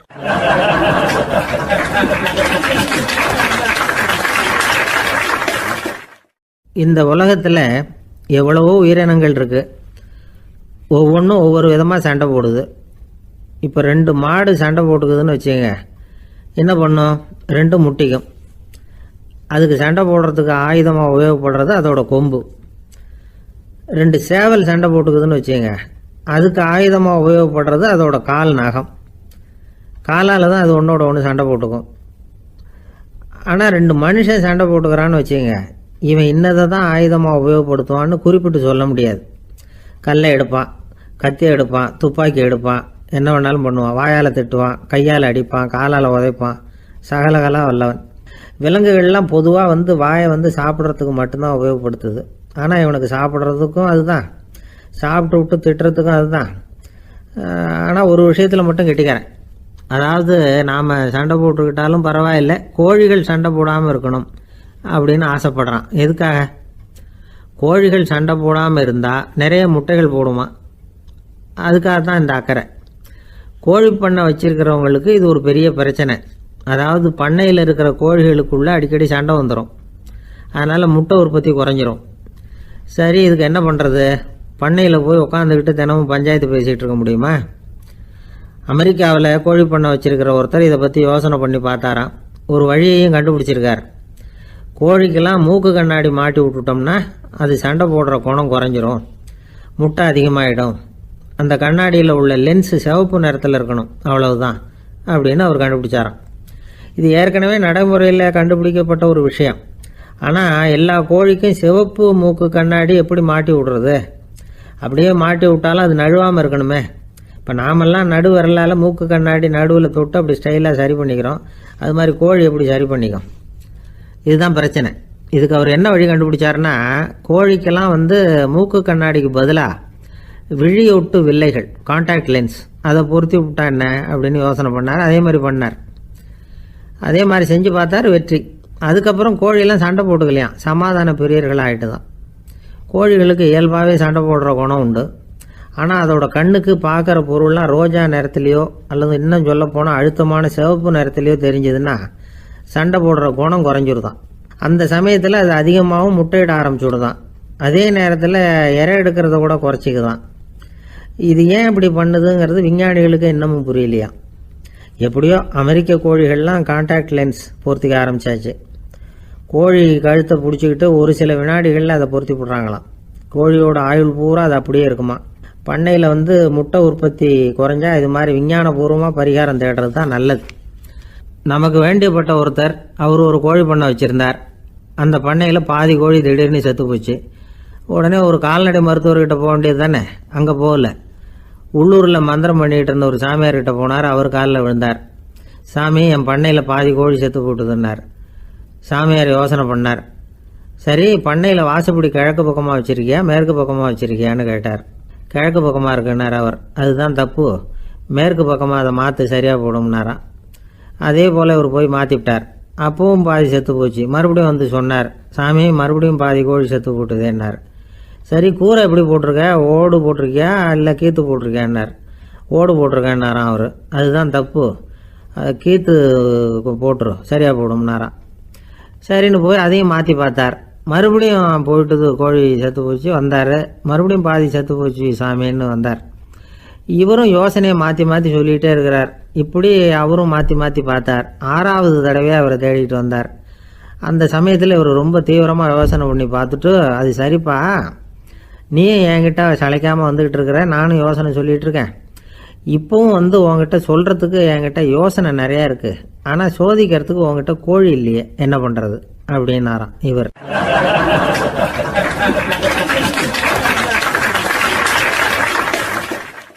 ஒரு சீன தேசத்து அரசர் இருந்தார். அவருக்கு வயசாயிட்டுது. அவருக்கு அடுத்தபடியாக அவருடைய புள்ள பட்டத்துக்கு வரணும், ஆட்சி பொறுப்பை ஏற்றுக்கணும். ஒரு நல்ல தலைவனுக்கு இருக்க வேண்டிய பண்புகள்லாம் தன்னுடைய மகனுக்கு இருக்கணும்னு விரும்பினார் அந்த அரசர். அதனால் இளவரசனை பக்கத்தில் இருந்த ஒரு குரு கிட்ட அனுப்புனார். இளவரசன் அவர்கிட்ட போய் சேர்ந்தான். அந்த குரு என்ன பண்ணார் தெரியுமா? இவனை பார்த்து சொன்னார், இதை பாருப்பா, நீ என்ன பண்ணுற, இப்போவே பக்கத்தில் இருக்கிற காட்டுக்கு போ, நடு காட்டில் போய் ஒரு இடத்துல உட்காந்துக்கோ. அங்கே என்னென்ன சத்தம்லாம் உன் காதில் விழுதுன்னு கவனித்து கேளு. உன் காதில் விழுந்த ஓசைகள் என்னென்னங்கிறத என்கிட்ட சொல்லு, அதுதான் எனக்கு தெரியணும், உனக்கு வேலையும் அதுதான் அப்படின்னு சொல்லி அனுப்பி வச்சுட்டார். இளவரசன் காட்டுக்கு போனான். குரு சொன்னபடியே ஒரு இடத்துல உட்காந்து கவனித்து கேட்டான். அதுக்கப்புறம் குருக்கிட்ட திரும்பி வந்தான். என்னென்ன சத்தம்லாம் கேட்ட அப்படின்னு கேட்டார் குரு. குருவே, காட்டில் நான் பறவைகள் சத்தம்லாம் கேட்டேன், மிருகங்களின் ஓசையையும் கேட்டேன், இதை தவிர இடி மின்னல் மழை இதுகளோட சத்தத்தையும் கேட்டேன் அப்படின்னா. குரு யோசனை பண்ணார், நீ இன்னமும் சரியாக கேட்கல, அதனால் மறுபடியும் காட்டுக்கு போ, கொஞ்ச நாள் தங்கியிருந்து கேட்டுட்டு வா அப்படின்னார். இளவரசனுக்கு ஒன்றும் புரியல. இருந்தாலும் குருவின் கட்டளையாச்சே, மறுக்க முடியுமா? உடனே அவன் மறுபடியும் காட்டுக்கு போனான். ஒரு இடத்துல உட்காந்தான். கொஞ்ச நேரம் உன்னிப்பாக கவனித்து கேட்டான். சில நாள் கழித்து குருக்கிட்ட திரும்பி வந்தான். குருவே, இந்த தடவை சில துல்லியமான சத்தங்களை எல்லாம் கேட்டான். தேனி பறக்கிற சத்தம், நீரோடையின் மெல்லிய ஓசை, இதெல்லாம் கேட்டேன்னா. குரு சிரித்தார். நீ மறுபடியும் காட்டுக்கு போ, இன்னும் சில நாள் அங்கே இரு, முழுமையாக கவனமாக கேட்டுக்கிட்டு வா அப்படின்னு சொல்லி அனுப்பி வச்சுட்டார். இளவரசனுக்கு குழப்பம் அதிகமாயிட்டுது. ஒன்றுமே புரியல. மறுபடியும் காட்டுக்கு போனான். மௌனமாக ஒரு இடத்துல உட்காந்துட்டான். அப்படியே தியானத்தில் ஆழ்ந்துட்டான். சில நாளில் அவனுக்கு இதுவரை கேட்காத ஓசைகள்லாம் கேட்க ஆரம்பிச்சிட்டுது. இதைத்தான் நான் கேட்கணும்னு என்னுடைய குரு எதிர்பார்த்துருக்கிறாருங்கிறத புரிஞ்சுக்கிட்டான். உடனே குரு கிட்ட ஓடனான். குருவே, இந்த தடவை காதுகளுக்கு கேட்க முடியாத சில ஓசைகளை கூட என்னால் உணர முடிஞ்சுது. பூ மலருகிற ஓசை, சூரியனால் பூமி சூடாகிறப்போ எழுகிற ஓசை, காலை பனித்துளி இந்த புல்லுலாம் குடிக்கிற ஓசை, இது எல்லாம் என்னால் நல்லா கேட்க முடிஞ்சுது அப்படின்னா. குருவுக்கு இப்போ தான் திருப்தி ஏற்பட்டு தான் இளவரசனை பார்த்து சொன்னார், இதை பாருப்பா, இப்போ தான் நாட்டை ஆளுகிற தகுதி உனக்கு வந்திருக்குது அப்படின்னு சொல்லி அதுக்கு விளக்கமும் கொடுத்தாராம். எந்த அரசன் தன்னுடைய மக்களின் இதயம் பேசுகிற மௌன மொழியை, மௌன வார்த்தைகளை கேட்குறானோ அவன்தான் ஆள தகுதி உள்ளவன். எந்த அரசன் தன்னுடைய மக்களின் உணர்ச்சிகளை உண்மையாக உணர்றானோ அவன்தான் முதன்மையான அரசன். போலி வார்த்தைகளை மட்டும் கேட்டுட்டு பல மௌன ராகங்களை காதில் வாங்கிக்காதவன் அரசனே இல்லை. எந்த நாட்டில் எப்போ ஒரு அரசன் தன்னுடைய மக்களின் உணர்ச்சிகளை கேட்க மறுக்கிறானோ அன்னையிலேருந்தே அந்த நாடு அழிய தொடங்குது அப்படின்னு அர்த்தம். இதுதான் அந்த குரு இளவரசனுக்கு போதிச்சது. வாயால் பேசுறத மட்டும் கேட்டு ஏமாறக்கூடாது, உணர்ச்சிகளையும் கேட்கறதுல தான் மனப்பக்குவம் உண்டாகும். மக்கள் உணர்ச்சிகளை புரிந்து கொள்ளாத அரசர்கள் நீடிச்சிருக்க முடியாது. அது மாதிரி நாடுகளில் அடிக்கடி குழப்பம் தான் உண்டாகும். அப்படி இருந்தால் அடிக்கடி ஆட்சி மாறிட்டு இருக்கும். அப்படிப்பட்ட ஒரு தேசம், அங்கே ஒரு சிறைச்சாலையில் 3 கைதிகள் பேசிக்கிட்டு இருந்தாங்க. ஒருத்தன் சொன்னான், நான் இந்த நாட்டு ராஜாவை எதிர்த்து பேசிக்கிட்டு இருந்தேன், அதனால் என்னை பிடிச்சி கொண்டாந்து இங்கே போட்டுட்டாங்க அப்படின்னு நான் ஒருத்தன். இன்னொருத்தன் சொன்னான், நான் இந்த நாட்டு ராஜாவை ஆதரித்து பேசிக்கிட்டு இருந்தேன், அதனால் என்னை பிடிச்சி கொண்டாந்து இங்கே தள்ளிவிட்டாங்க அப்படின்னா. அது சரி, நீ என்ன தப்பு பண்ண அப்படின்னு சொல்லி 3வது ஆளை பார்த்து இவங்க கேட்டாங்க. அதுக்கு அந்த ஆள் சொல்கிறான், நான் தான் இந்த நாட்டு ராஜா அப்படின்னானா.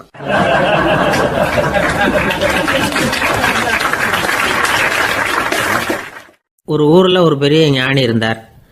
அவர் படுக்கையில் இருந்தார். இன்னும் கொஞ்ச நேரம்தான் அவர் இந்த உலகத்தில் இருக்க போகிறார். அவரை சுற்றி ஏகப்பட்ட கூட்டம்.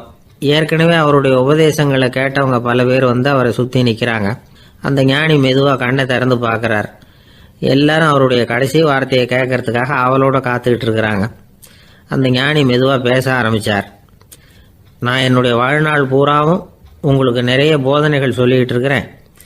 பேரானந்தம், மகிழ்ச்சி, தியானத்தன்மை, இதை பற்றியெல்லாம் சொல்லியிருக்கிறேன். இப்போ நான் வேற ஒரு கரைக்கு போய்கிட்டு இருக்கிறேன். நான் இனிமேல் இந்த கரையில் இருக்க மாட்டேன். நீங்கள் நான் சொன்னதையெல்லாம் கேட்டீங்க, ஆனால் எதையும் நீங்கள் நடைமுறைப்படுத்தி பார்க்கல. எல்லாம் கேட்டதோடு சரி, அதோடு விட்டுவிட்டீங்க. அப்புறம் அதை தள்ளி போட்டுக்கிட்டே வந்துட்டீங்க. மேலும் அதை தள்ளி போடுறதுல எந்த பிரயோஜனமும் கிடையாது. இப்போ நான் போய்கிட்டு இருக்கிறேன், உங்களில் யாராவது என்னோட வர்றதுக்கு தயாரா அப்படின்னு கேட்டார். அவ்வளவுதான், யாரும் வாயை திறக்கல. ஒரே மௌனம், சத்தமே இல்லை. ஒருத்தர் பார்த்துக்கிட்டே நிற்கிறாங்க. அந்த கூட்டத்தில் ஒரு ஆள் அந்த ஞானி கூடவே 40 வருஷத்துக்கு மேலே இருந்திருக்கிறான். அவனும் வாயை திறக்காமல் இன்னொருத்தன் முகத்தை பார்த்துக்கிட்டே நிற்கிறான். இந்த சமயத்தில் பின்னாடி நின்றுக்கிட்டு இருந்த ஒருத்தன் கையை தூக்கினான். ஞானி அவனை பார்த்தார். சரி, ஒருத்தனுக்காவது நம்மோட வர்றதுக்கு தைரியம் இருக்குது அப்படின்னு நினச்சார். ஆனால் அந்த ஆள் என்ன சொன்னான் தெரியுமா? ஐயா, நீங்கள் கேட்குறப்போ நான் உடனே எழுந்திருக்கல, கையை மட்டும்தான் தூக்கினேன். என்ன காரணம்னா, நான் எப்படி அடுத்த கரைக்கு சேர்றதுங்கிறது தெரிஞ்சுக்கிறதுக்காக தான். அந்த விவரத்தை மட்டும் இப்போ உங்ககிட்ட இருந்து நான் தெரிஞ்சுக்க ஆசைப்படுறேன். ஏன்னா இப்போ நான் உங்கள் கூட வர்றதுக்கு தயாராக இல்லை.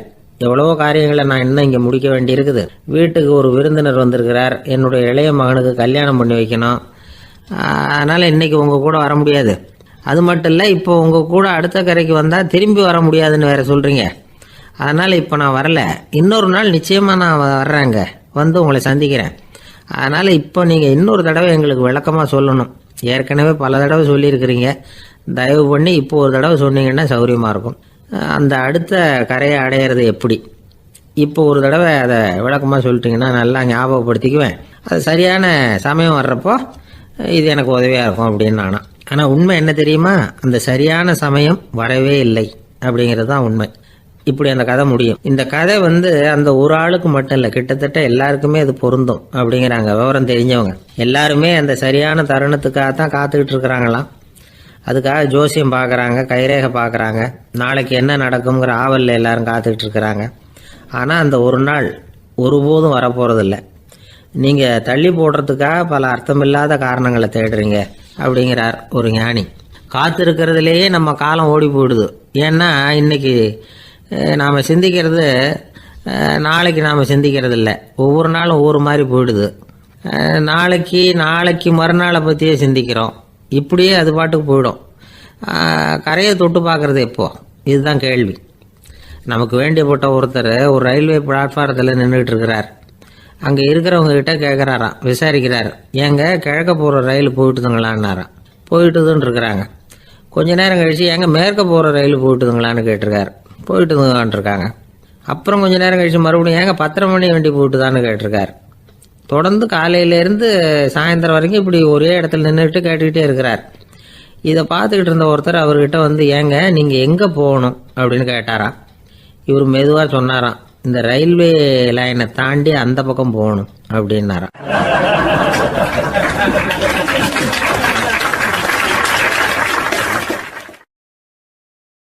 திருநெல்வேலி மாவட்டத்தில் கோவில்பட்டிக்கு பக்கத்தில் உள்ள ஊர் கடம்பூர். காமராசர் முதலமைச்சராக இருந்த காலம்.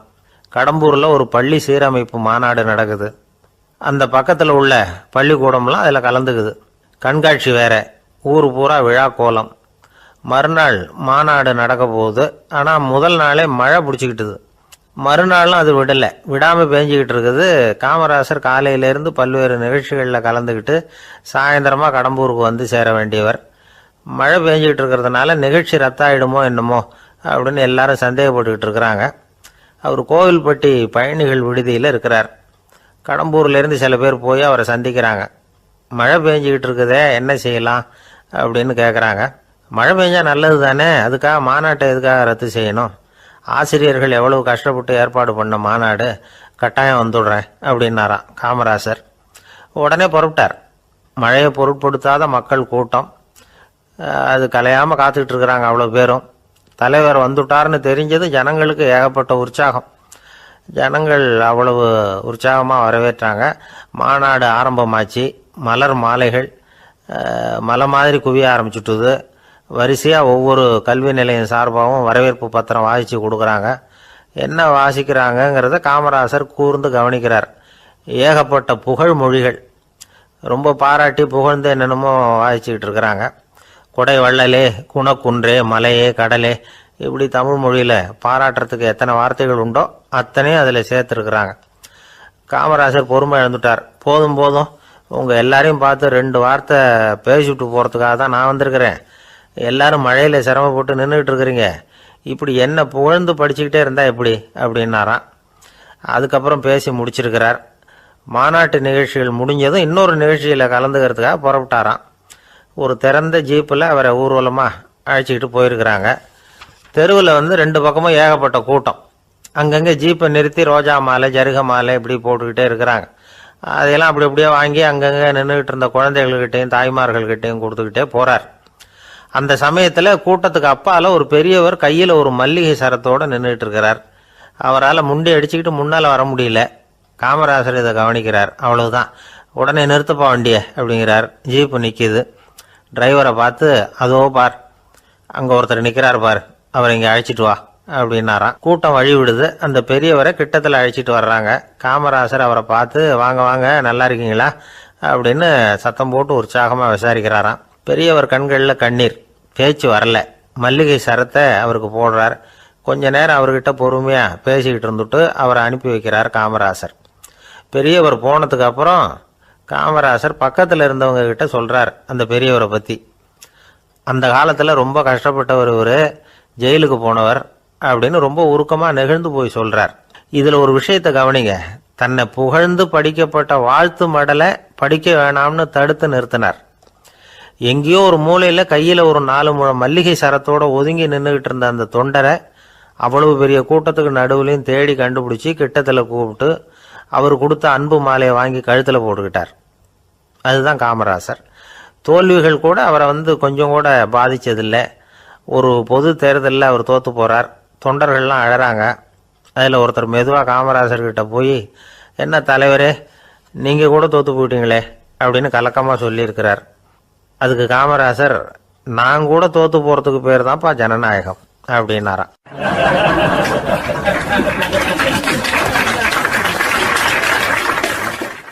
ஆஃபீஸில் வேலை பார்க்குற ஒருத்தர் வந்தார். பேசாமல் ஒரு 10 நாள் லீவு போட்டுடலாமா பார்க்குறேன் அப்படின்னார். ஏன்னு கேட்டோம். என்னுடைய மேலதிகாரி ஒரு முசுடு சார், அவர்கிட்ட வேலை பார்க்குறது ரொம்ப கஷ்டமாக இருக்குது அப்படின்னார். ஆஃபீஸில் வேலை பார்க்குறவங்கெல்லாம் ஒரு விஷயத்தை நல்லா ஞாபகத்தில் வச்சுக்கணும். மேலதிகாரிங்கிறவர் ஒரு பெரிய மகான் இல்லை, அவரும் ஒரு மானிட பிறவி தான். சராசரி மனுஷனுக்குள்ள பலம் பலவீனம் 2 அவருக்கும் உண்டு. அதனால் அவரை கொஞ்சம் அனுசரித்து போகிறதுக்கு பழகிறது தான் நல்லது. மேலதிகாரிகளில் பல வகை உண்டு. அதில் முக்கியமாக 3 வகை. அதில் ஒரு வகை எப்படி தெரியுமா? உங்களை ஒரு வேலை செய்கிற மெஷினாக மட்டுமே நினைக்கக்கூடிய வகை. இவங்கெல்லாம் எப்படின்னா, எங்கேயாவது வெளியூர் போயிருந்தா கூட அங்கேருந்து ஃபோன் பண்ணுவாங்க, அந்த வேலை என்னாச்சு, இந்த வேலை என்னாச்சு அப்படின்னு. இவங்களுக்கெல்லாம் உங்கள் நலனை பற்றியோ உங்கள் குடும்பத்தை பற்றியோ அக்கறை இருக்காது. நீங்கள் சொல்கிற யோசனை எதுவும் இவங்ககிட்ட எடுபடாது. கொடுத்த வேலையை பாரு, நீ எனக்கு புத்தி சொல்ல வேணாம் அப்படிம்பாங்க. இவங்களை அனுசரித்து போகிறதுக்கு ஒரே வழி, இவங்க எதை சொன்னாலும் சரின்னு சொல்லிவிட்டு வேலையை கவனிக்க வேண்டியது தான். இவங்ககிட்ட வேற எந்த கேள்வியும் கேட்டுக்கிட்டு இருக்கக்கூடாது. ஆமாம் சாமி போடுறது கௌரவ குறைச்சல் இல்லை, அது ஒரு அலுவலக சௌகரியம், அவ்வளவுதான். இன்னொரு வகையான மேலதிகாரிகள் எப்படி தெரியுமா? இவங்கெல்லாம் ஆஃபீஸ் வேலையை பற்றி அதிகமாக கவலைப்பட்டுக்கிட்டு இருக்க மாட்டாங்க. தங்களுடைய சொந்த இமேஜ் பாதிக்கப்படக்கூடாதுங்கிறதுலையே கவனமாக இருப்பாங்க. இவங்கெல்லாம் அடிக்கடி உங்கள் நலனை விசாரிப்பாங்க. அதே மாதிரி நீங்களும் அவரை விசாரிக்கணும்னு எதிர்பார்ப்பாங்க. இந்த ரக அதிகாரிகளுக்கெல்லாம் புது வருட வாழ்த்து அனுப்பலாம், பிறந்தநாள் வாழ்த்து அனுப்பலாம். அவருக்கு எங்கேயாவது ஒரு பாராட்டு விழா நடந்தால் முதல் வரிசையில் போய் உட்காந்து உங்கள் முகத்தை காட்டலாம். ஆஃபீஸ் வேலையை மட்டுமே பார்க்குற பணியாளர்கள் இது மாதிரி அதிகாரிகள்கிட்ட நல்ல பேர் வாங்க முடியாது. இன்னொரு வகையான மேலதிகாரிகள் உண்டு. அவங்க எப்படின்னா, ஆஃபீஸ் வேலையை பற்றியும் கவலைப்பட மாட்டாங்க, தனக்கு கீழே வேலை பார்க்குறவங்கள பற்றியும் கவலைப்பட மாட்டாங்க. எக்காரணம் கொண்டும் தன்னுடைய பொசிஷனுக்கு ஆபத்து வந்துடக்கூடாதுன்னே நினைக்கக்கூடியவங்க இவங்க. இவங்களால் கடுமையான வேலை செய்யவும் முடியாது, தீர்மானிக்கவும் முடியாது. எந்த முடிவையும் எடுக்காமல் அப்படியே தள்ளி போட்டுக்கிட்டே போடுவாங்க எல்லாத்தையும். இதனால் என்ன ஆகும்னா, இவருக்கு கீழே வேலை பார்க்குற உங்களுக்கு பொறுப்பு அதிகமாகிடும்.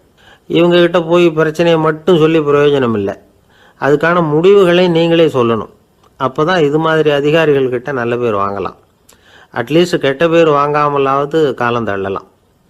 ஆஃபீஸில் வேலை பார்க்குறவங்க முக்கியமாக சில விஷயங்களை ஞாபகத்தில் வச்சுக்கணும். ஆஃபீஸில் நடக்கிற நல்லது கெட்டது எதுவாக இருந்தாலும் உடனடியாக மேலதிகாரிகிட்ட தெரிவிக்கிறது நல்லது. 3வது மனிதர் மூலமாக அதை அவர் தெரிஞ்சுக்கிறது அவ்வளவு நல்லதில்லை. எந்த மேலதிகாரியுமே தான் இந்த சர்பாஸ் செய்யப்படுறத விரும்புறதில்லை. அதனால் அவருக்கு தெரியாமல் மேலிடத்துக்கு மணி எழுதி போடக்கூடாது. அப்படி எழுதி போடுறவங்க சில பேர் இருக்கிறாங்க. நீங்களும் உங்கள் மேலதிகாரியும் தொழில் ரீதியாக ஒரே படிப்பு படித்தவராக இருக்கலாம். அப்படி இருந்ததுன்னா அட்ஜஸ்ட் பண்ணி போகிறது கொஞ்சம் கஷ்டம்தான். இதை மனசில் வச்சுக்கிட்டு நடந்துக்கணும். உங்களுக்கும் அவருக்கும் அபிப்பிராய பேதமாக